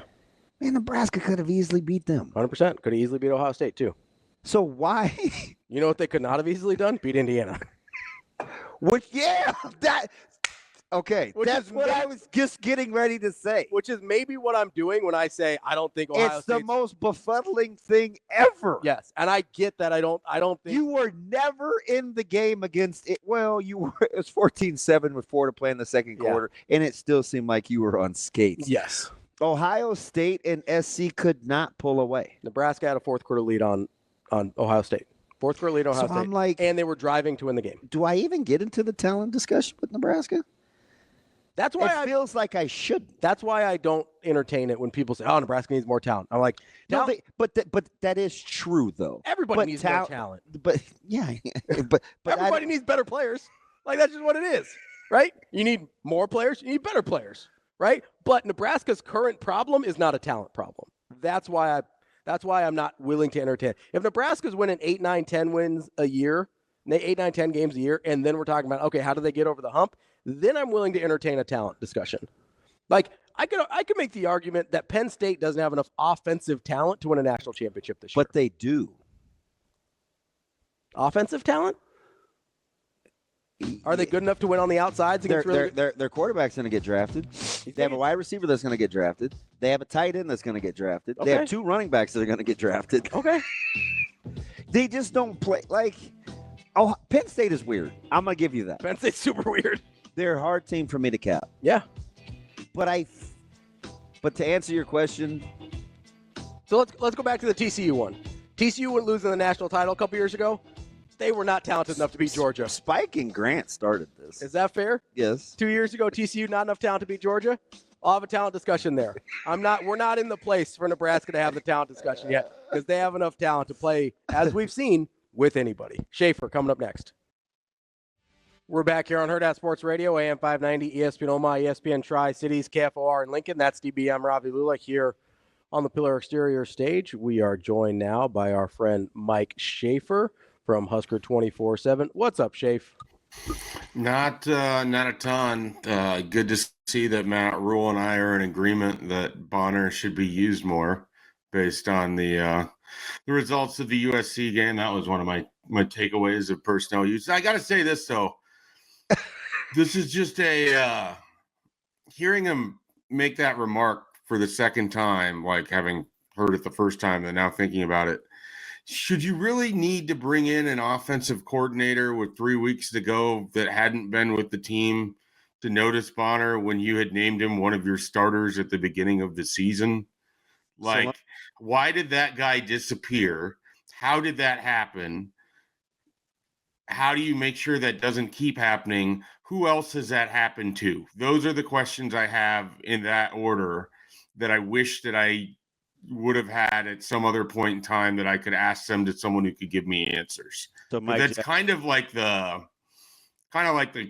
other part of the takeaway from what he said there. Yeah, I think you're right.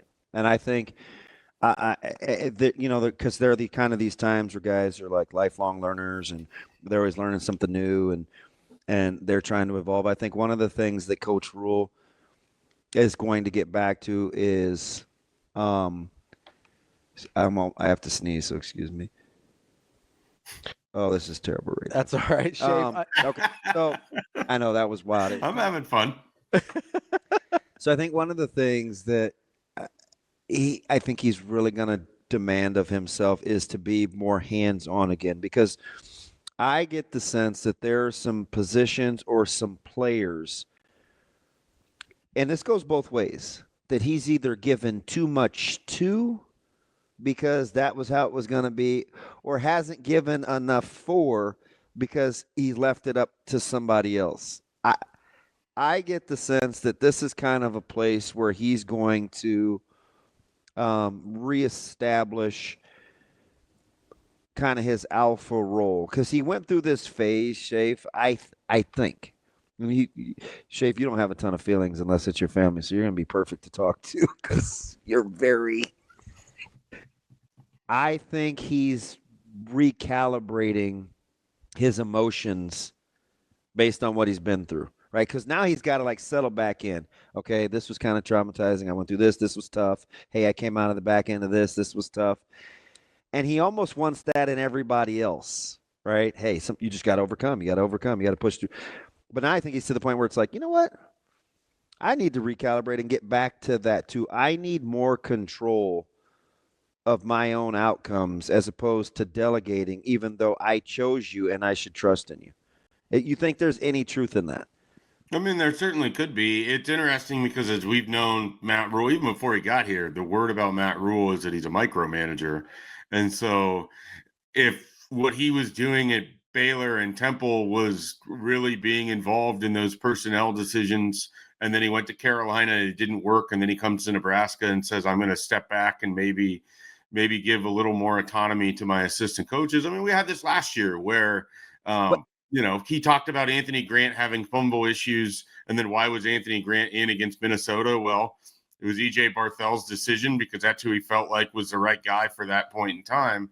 So, it's tough because I think you want to give autonomy to your assistants. I think you want them to be – they're the guys that are watching every rep and are in that position room and should be the ones that have the most information.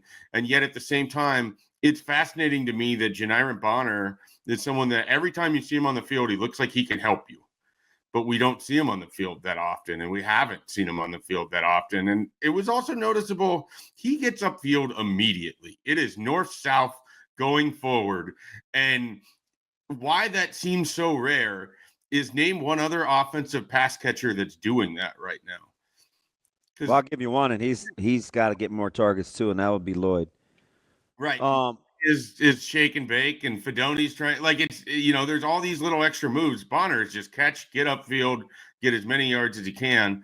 And sometimes you kind of need that when your offense is in a bit of a slog. So, Schaefer, and I don't want to dominate the time on psychology, but I think the difference between Temple and Baylor is smaller jobs. They were so at the bottom, anything better than what they had was going to be good enough. So that automatically made it different because that's certainly not like that here.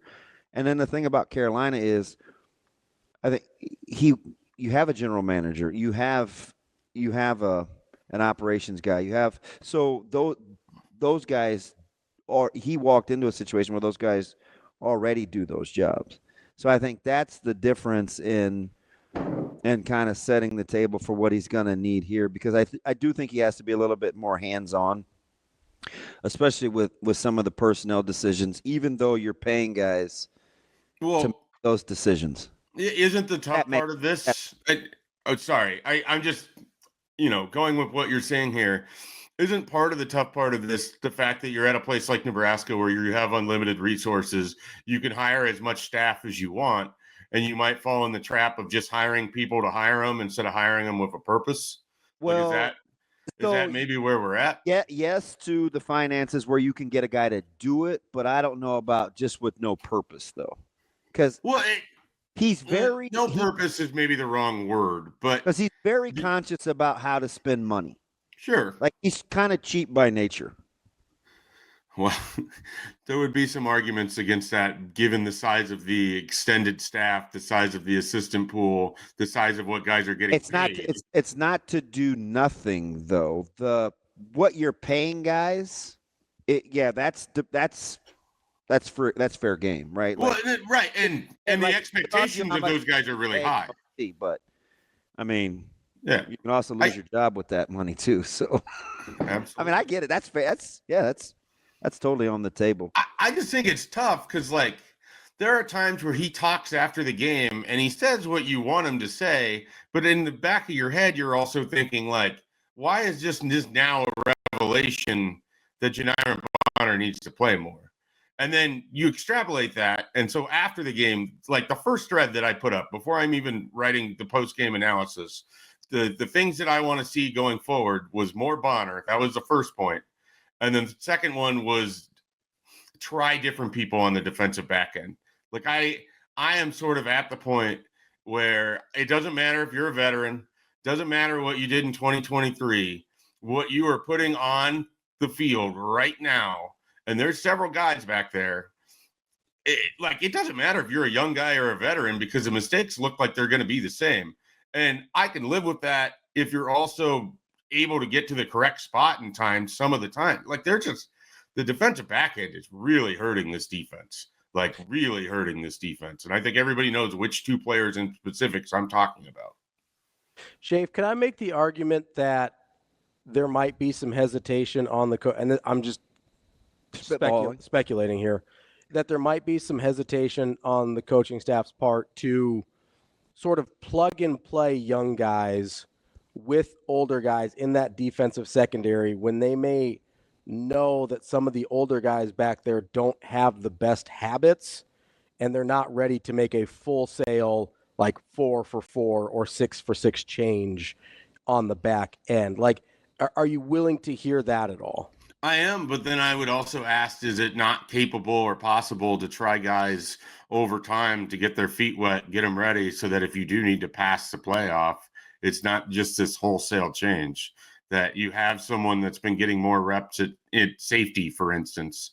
You know, you have a Ramirez Stewart or a Caleb Benning or whoever it is back there is getting in a couple series again. We're not seeing that. Like one of the big differences, defense 24, defense 23. You remember when they would like routinely play 22 guys on defense? And maybe they don't, and the familiarity level or the comfort level with it. My theory, I think everybody over there is pressing. I think everyone is trying to be too perfect. Everyone is trying to get the exact right combination to unlock the exact right thing that'll let you leave with the 6th win on Saturday. And then you can all exhale and we can all march forward singing Kumbaya, whatever it is. It just feels like everything is tight. Everything Nebraska does is too hard. Even when you start a game off with a pick 6, immediately the next drive, USC is right down the field, scores because someone doesn't make a simple play. It just feels like everything is so hard for this team. And now the weight of the world is on their shoulder. Every decision, every throw, everything gets analyzed. And they're in it. They're just in this quagmire. And I don't know when they're going to get out of it. And I don't know what's going to pull them out of it. Like an act from the football gods at some point has to pull them out of it because the entire program feels mired in this right now. You know, it's Dylan Raiola trying to make the perfect pass instead of just letting the ball rip. It's guys trying to make the perfect tackle instead of just making sure they get the guy to the ground. Guys trying to do a little bit too much or maybe even waiting for someone else to come through because they have more trust in their abilities than their own. It just feels so evident every time you watch them now on Saturday. They're tight.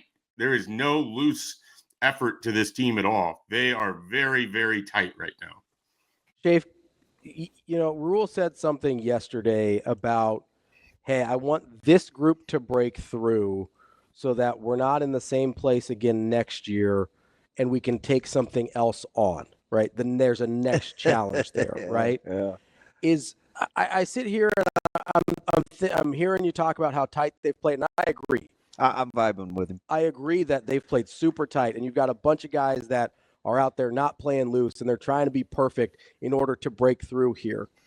And then I'm thinking about, okay, if a 5th and 6th year guy is dealing with that, I'm trying to balance, does a young guy just come in and give you freedom and lack of baggage and lack of burden? Because that's kind of where I've been that's sort of the side that I've been landing on, to be honest. Or is the burden cross contamination? Yeah, is there cross contamination and that burden of this thing that's been so big over this program for the last 8 years come in and infect the young guys with the same type of tightness that it has the old guys? Like, how do you balance those two ideas? Are you just basically saying that's not their burden to bear? Yeah, or that Coach Rhule wants them to bear a different burden after this group breaks through on the initial one. Like, is that like, how do you balance those two things? Because I'll be honest, like I said before, I was like, hey, go let the young guys play free and see what happens.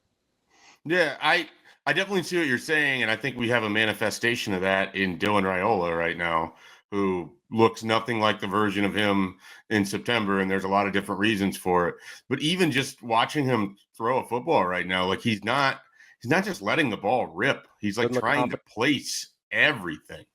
And you know that's a dangerous spot for a quarterback to be. So I think there's definitely some truth to what you're talking about. Now, the pushback there would be if you're putting in some guys that haven't played and they're young and they don't quite know that pressure, that tightness, because they've spent all season just waiting for this opportunity, you might catch lightning in a bottle. Now, is that going to sustain over an entire season? No idea. You don't have an entire season. You got 2 games left.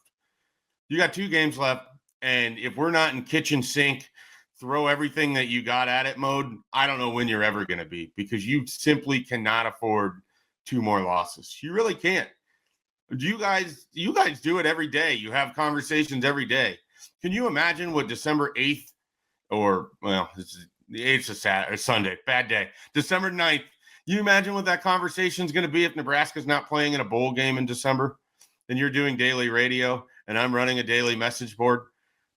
Do you know what that conversation is going to be like on January 22nd? Nebraska hasn't played in a bowl game for, like, there is a lot at stake here, mentally, financially, all of it. And I'm not talking about us. I'm talking about the football program. You have your AD talking about how they have to get a 6 win because he's going to turn around and ask for more money from a fan base that all it does is shell out money for not results. Man, it is going to get ugly if you can't find a 6 win.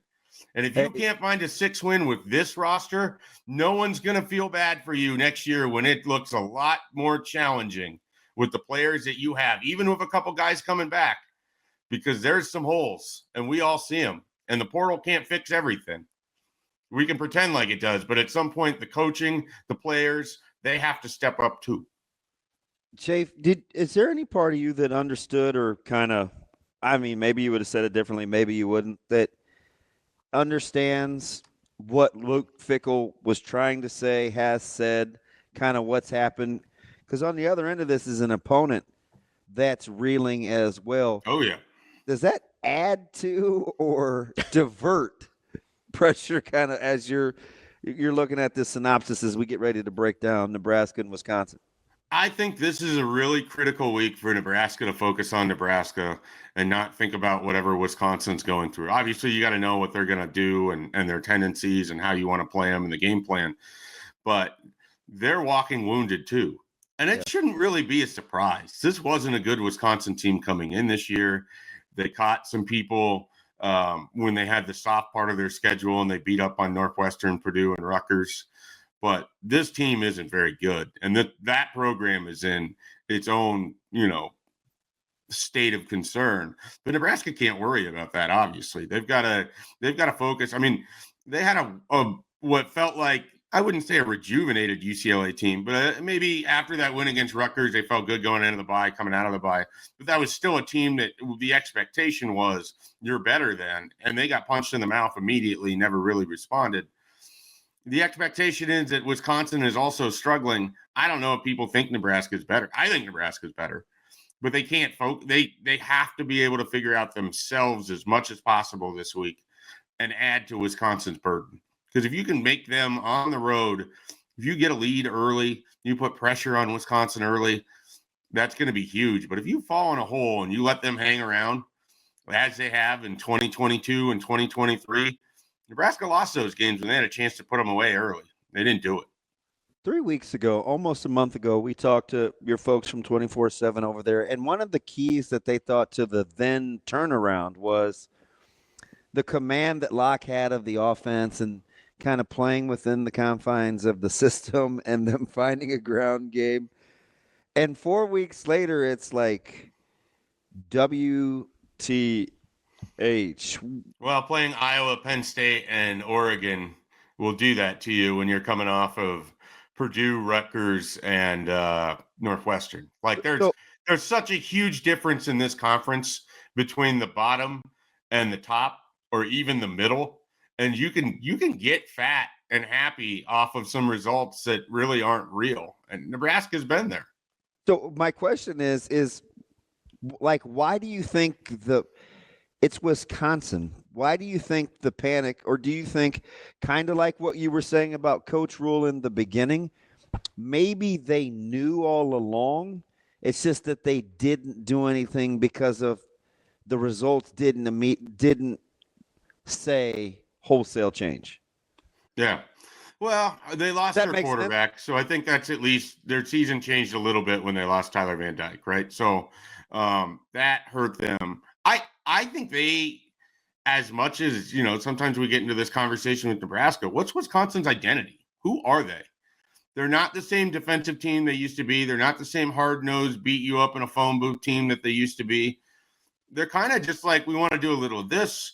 We want to do a little of that. We want to, challenge you vertically, but we also think we can kind of run the ball on you too. And they really can't do anything that well. Like they're just they're like a C- football team. And that's what they've been for the last couple of years under Fickell. I think in part because they can't recruit to the identity that they wanted, which is more of a spread-based offense. And the proximity of players that they have are wired more towards the old Wisconsin team. So it just feels like they're caught in this no man's land. Like the Fickell hire made a lot of sense until he starts putting his staff together. And it's like, okay, so you're just going to reinvent the wheel at a place where the formula was set for you, where you could have just come in, run a defensive-oriented team with a complementary offense like they've been doing for years. And I think they got away from that formula, and I think it's hurting them. I really do. I don't think they have bread and butter to rely on. And if that sounds familiar, these two teams are looking at each other in the mirror. Schaefer, couple minutes left here. If I had DB asked me this question, we never got to it, so I'm going to make you answer it instead.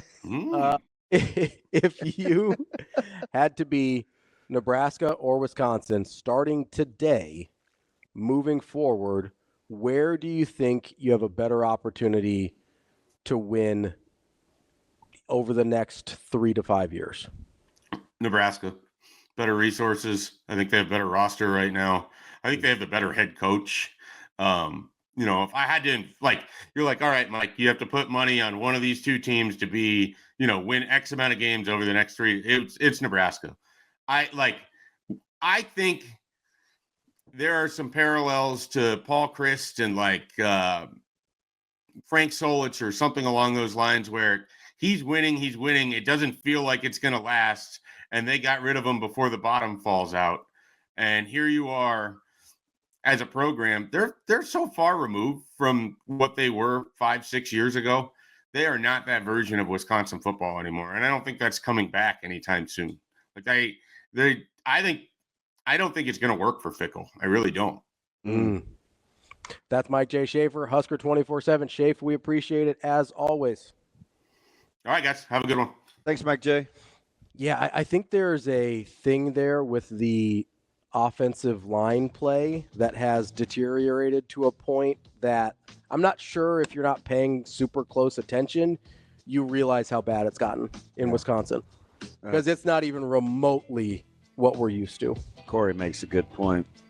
I only know what he said because he's one of those guys that I didn't think I would gravitate towards. Mm-hmm. But I know what you're going to say. He's like the good piece of cheese on a sandwich I don't like. I haven't seen him be a turd sandwich yet, so he will leave verdict down. I do agree, man. Go with it and just cut it loose. Just ride with it. That's why I said play the young guys. But I do get some of the other points. We'll be back with more Hurrdat Sports Radio coming up next. It's time for Bet On It, brought to you by Warhorse Sportsbook. Warhorse Sportsbook, no bets, no glory. Make sure you go check out warhorsecasino.com to get all the promotions and the full list of house rules of all the ways you can get involved. Bet on nearly every major sporting event at Warhorse Sportsbook. DB? Yes? There was an NFL football game last night. No way. There was. And you know what? Yes? What did we say about that line before that game? Well, I would have been wrong. So I said it was too low. You said it was stinky. Yeah. It was a stinky line. This wasn't enough. What have I said about stinky lines in the past? You are a lot like Brian Edwards. You're willing to take the fool's gold. There is 2 reasons it's a stinky line, right? Either Vegas knows something we don't, or it's free money. And here's no kidding. And here's why I get burned. Here's why I get burned. Because sometimes it is free money. Yeah, yeah. Like sometimes the numbers. It was incredible. Sometimes the number's just wrong. Like who in the world? I said this yesterday. Like who's even going to be a functional quarterback for the Cowboys? No one, apparently. No one. 7.5? I think you could have got it at 7 at one point yesterday. Yeah, I would have been dead wrong. Because I would have been like. Because that was so stinky, you'd have been like, I'd have been like Cowboy up. Yeah, right? Yeah. Because at home, you're like, and that they number's. looked at now. They looked. They did some dumb things at times when you felt like they were on the verge of scoring. Of having an opportunity. Yeah. For sure. It's just. But that's what bad teams do. They're awful. They're really, really bad. They were bad before Dak got hurt. Yeah. Now they're disastrously bad. And the sky is both literally and figuratively falling in Dallas. That's why I struggle, though, because every time we do this, every Thursday or Friday where we do this, and we're like, oh, that line's stinky. I'm like, you bet it is. And you're like, I'm going this way. And I was like, give me the free money. It's because sometimes there is free money. Yeah. Like sometimes they just miss the line. And you're a risk analysis guy. Yeah. So you're going to err on the gimme side more often than not. Yes, because it's the overthinking. Because it's I don't know if it's overthinking, but it's riskier, right, to bet on the team that you think is worse because the number doesn't strike you right, right? Especially when the alternative is I think the Texans are 14 points better than the Cowboys, and you're telling me they only have to win by 7? Yeah. Like the risk analysis in my brain is like that sounds terrific. That's some Brian Edwards tough stuff. Maybe me and B need to hang out a little bit. I don't know if I can mess with the Budweiser bottles, but he's great. Man, yeah. You know, he chilled. We were together almost all night. But when it comes to like capping and watching and results, he didn't drink one thing. Yeah, no, he's on it. He's just like a funny, easy. He's a little guy. Yeah. Is he? Yeah. He's not Shane Little, but he's a little guy. Little guy? Yeah. But I mean, he's great. I can't wait to talk to him this week about Billy Napier. I'm so excited. Every time I find myself rooting for Florida so hard just so I could go talk to Brian Edwards about Billy Napier.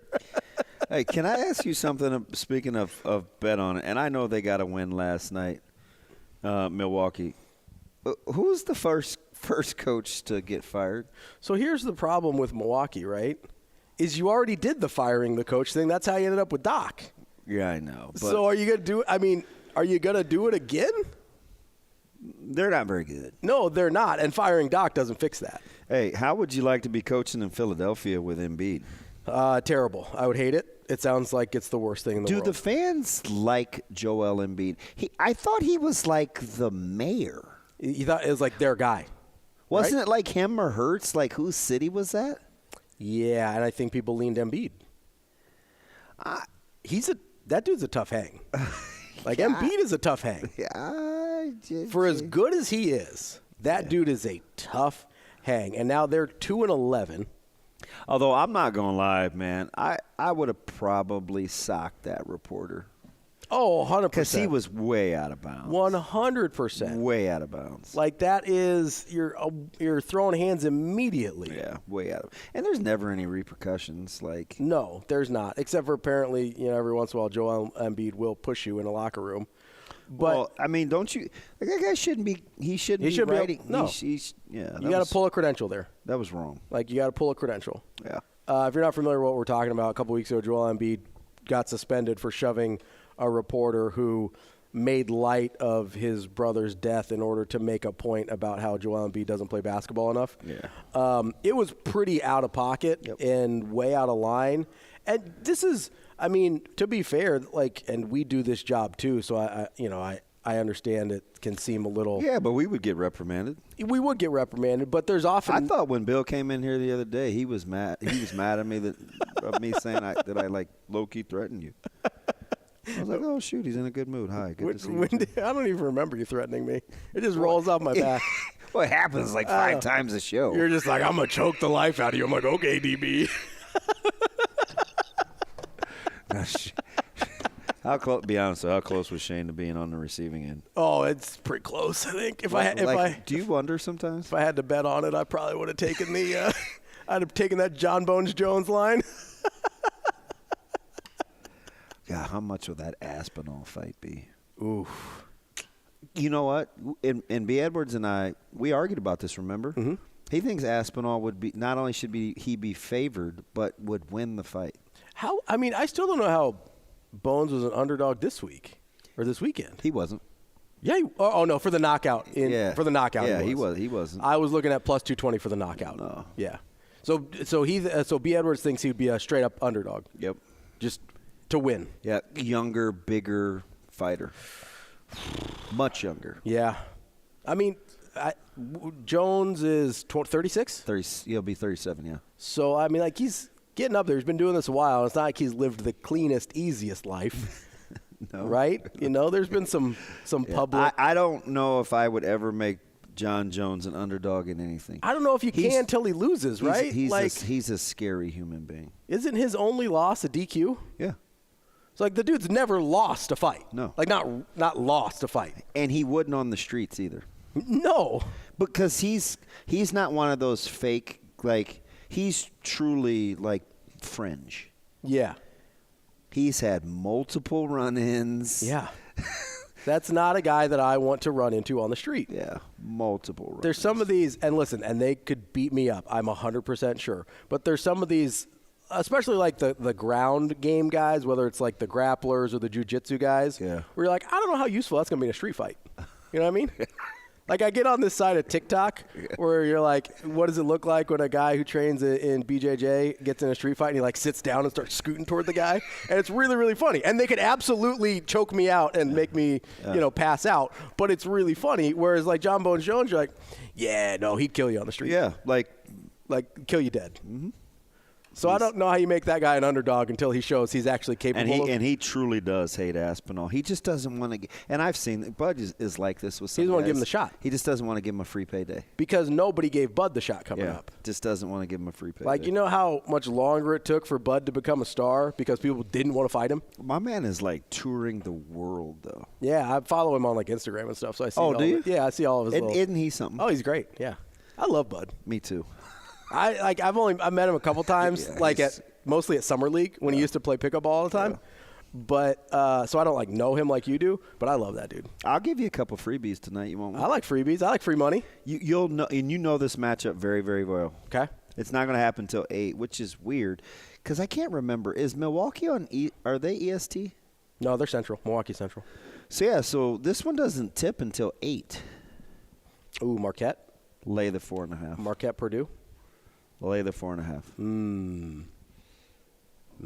What, you want to boil her up?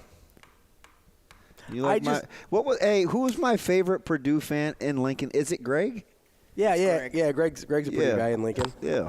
Are you team Greg in Lincoln? I'm team I really hate Marquette. So I'm having a hard time being objective here. Well, you hate being objective, don't you? I don't hate it. It's just hard. It's hard for me. Do you know who you couldn't be? It's hard for me. Me with this secondary situation going on in Nebraska. No. I need some Tums. Yeah, take the Golden Eagles. You what? I like Purdue better. Yeah, well, I'm having a hard time. We'll talk about it tomorrow. I'm having a hard time being objective here because I do hate me some Shaka Smart. But as stingy as you are, I know you love money more. I do, but I'd rather just not play it than. Although Marquette's up to 5.5 now. Ugh, is it? Yeah, I might take some Boilermaker. I don't know. That might be a stay away for me. I'm too emotionally caught up with Shaka Smart to make good decisions. That's why I can't bet on UConn either. Hate me some Danny Hurley. At some point, I am going to cap the Big East, but I need about another 3 weeks. I need to know interesting start if and when Fedor is ever going to be eligible, and then I'll cap the Big East. That's Bet On It, brought to you by Warhorse Sportsbook. No bets, no glory. We'll be back with more Hurrdat Sports Radio. We're back here on Hurrdat Sports Radio, AM 590, ESPN Omaha, ESPN Tri-Cities, KFOR in Lincoln. That's DB. I'm Ravi Lulla here at Hurrdat Sports Bar and Grill. We are joined now by Ken Bikoff. He covers Indiana for the Peegs podcast and Peegs.com. What's going on, Ken? Hey, how are you guys doing? Oh, good. Hey, what's your guys' record again? 10 and 0. I think that's what it is. Yeah, it's 10 and 0. It's pretty good, isn't it? It's a situation where Indiana could lose out the rest of the season and still have its best season in its history. It's incredible. So it's in this bizarro world of the Big Ten and press conferences, and believe me, we're in Nebraska, so we know. I watched a press conference yesterday with Luke Fickell in which he didn't get one Nebraska question. It was incredible. What's the vibe like heading into this one? Is it OSU centric, or do you feel like you're getting your just desserts at least leading into this one? Well, I think that it's kind of big picture right now, and there were plenty of questions this week about Ohio State and just the idea of what do you have to do to beat the Buckeyes? Can the Buckeyes be beat? What would it mean to win for Indiana? But, to me, the bigger thing is just the way Curt Cignetti goes about everything. It's all really very, very process-driven. So his attitude is, yeah, it's a big game, but all of them are big games. And, there are different, why would we prepare any differently for this one than we do in any others? And it's certainly a ton of coach speak. The difference is, I really think Curt Cignetti thinks that way. Me too. That is actually how he's approaching things, and they've been successful. Belief has been everything because everything Curt Cignetti's told his players has come true since day one. So if Cignetti says it's not a big game, I feel like the players and the coaches are going about it as business as usual, even though all of us know it isn't business as usual. It's a big game, but then again, Indiana has already overcome a lot of different things this year, and just in terms of perception, in whether it was beating every team Indiana has played, whether it was at UCLA or playing Washington or Nebraska or Michigan State, everything has been like, you know what, this is the week that Indiana faces a real test. And then this is what's going to happen. And then Indiana passes the test with flying colors.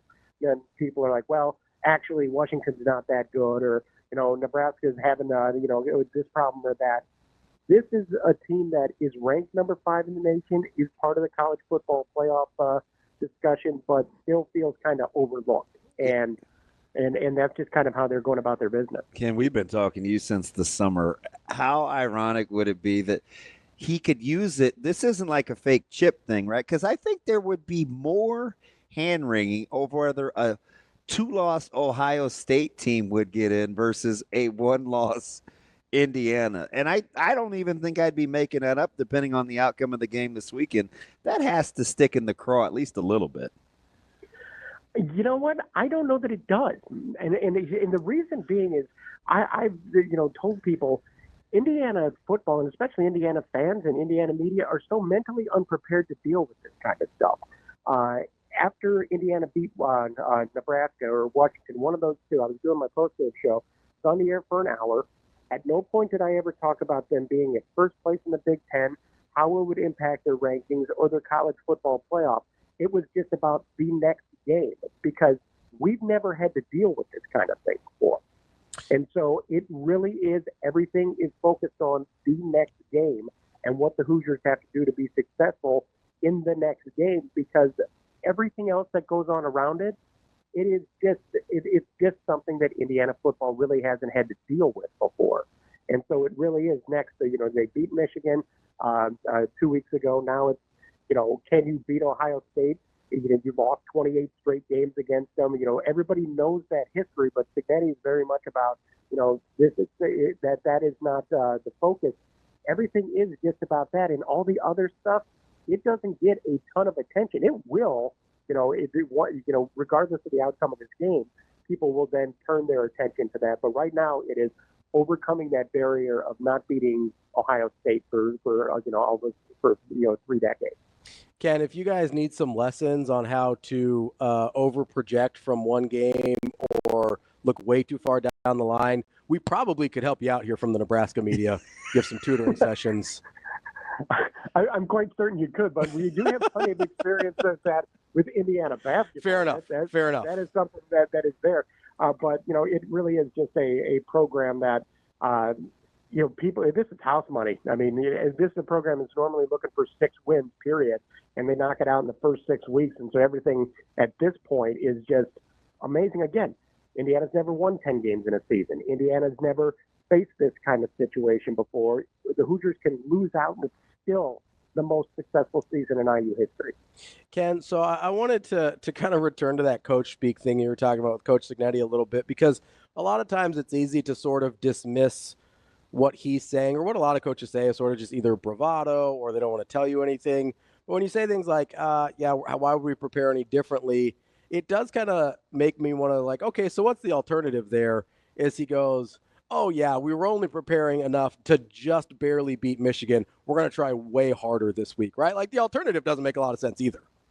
Oh, sure. No, absolutely. I mean, absolutely. That's the case. What are you supposed to say? And so, remember, to a certain extent, coaches are professional liars when it comes to the media, because they'll stand in front of you after a game and their star has been suffered some kind of injury, and they'll say, yeah, I haven't talked to the trainers about it. Yes, you have.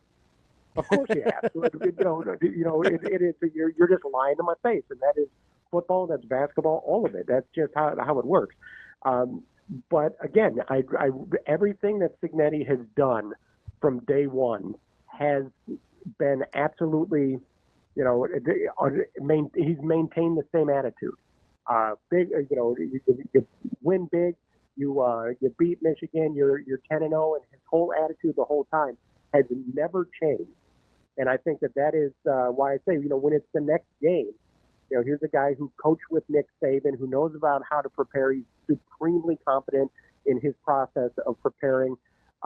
I really do think that he believes every game is the same. You just, are trying to go after. He doesn't seem like somebody who worries about the outcome until after it's over. Fairly big number going into this one. Ken, is there a way or a key that you think gives Indiana more than just the 12.5 against the spread chance? I just think it comes down to controlling the lines. Indiana all season has controlled the line of scrimmage on both sides of the ball, and that's going to be a real challenge against Ohio State. There's no question, especially on the road. But being able to do that and get off to a good start, the way Indiana has for most of the season, Michigan State notwithstanding, they fall behind 10-0, and then they run off 47 straight. So to me, it really is going to be a matter of just not being rattled by the horseshoe or the Ohio State uniforms on the other side of the line. It is going to be make sure that you're out there and you're competitive and ready to go from the opening kick, and then just draw on everything that's happened this season to this point. And that to me is going to be the interesting part of it. That's Ken Bikoff covering Indiana for Peegs.com and the Peegs podcast. Ken, we appreciate your time and enjoy the game this weekend. KB, thanks, buddy. I appreciate it. It's Ken Bikoff from Peegs.com. He kind of answered it there for me. I do think it's really interesting in this matchup with Indiana and Ohio State of which is going to matter more for Indiana, the physical differences between those two teams or overcoming that mental of 28 straight. I know this, most of these guys weren't at Indiana before this year, but the 28 straight losses against Ohio State and then never having won 10 games as a program before. Like maybe the new blood in that sense is, we haven't been here. What do we care? What's interesting is Ohio State's going to get no credit for beating Indiana. 100% because it's Indiana. But they should, because that's a team that is beating the brains out of just about everybody they played. Yeah. So and very easily could be Ohio State's best win of the year. So if they win that game. I always talk about, the emotional advantages. Mm-hmm. And with this one, you want to be the team that has everything to gain by the win, or the team that has nothing to gain by the win, but has the expectations of just winning. Yeah. I would rather be the team with everything to gain. Yeah. I don't know if it doesn't feel like it's going to be enough, even though I don't love the way Ohio State plays. Yeah. They do need a resounding beatdown, though. They do. At least, I think for their own sake. For Ohio State? Yeah. I do wonder if there's a little bit. I mean, you talked about Millard South. Somebody brought in some cigarette smoke, didn't they? Very strong sniffer. You've talked about Millard South this way a couple times, whereas they have so much talent. Sometimes you wonder, like, is it even going to matter that maybe you play the game exactly how you want to play. Like the things can go your way and it still might not matter. Yeah. And I wonder if that's what the gap is between an Indiana and Ohio State talent-wise yet, or if Indiana has, like, maybe Indiana is just more talented we give them credit for because they don't have the stars by their names. Yeah. Right? It's kind of like I asked the question, I mean, would you rather be the team that has let 3 teams that were on losing streaks off the hook, like Nebraska? Because Wisconsin is reeling, or would you rather be Wisconsin with a chance to get out of there, man? I don't know. I tell you what I would prefer. What? To not have play call by collaboration without a bye week, firing your offensive coordinator. Yeah. And listen, I know it's going to be something that we point to if Nebraska loses this game and be like, oh, we couldn't. But that's a disaster. But here's the beauty of it. Nebraska's not losing. That's a disaster. Like, the offensive situation for them right now is disastrous. Yeah, you're on a backup quarterback. You have no one guy calling the plays. Like, that is a recipe for disaster. Mm-hmm. That's DB. I'm Ravi Lulla. We will be back tomorrow with more Hurrdat Sports Radio.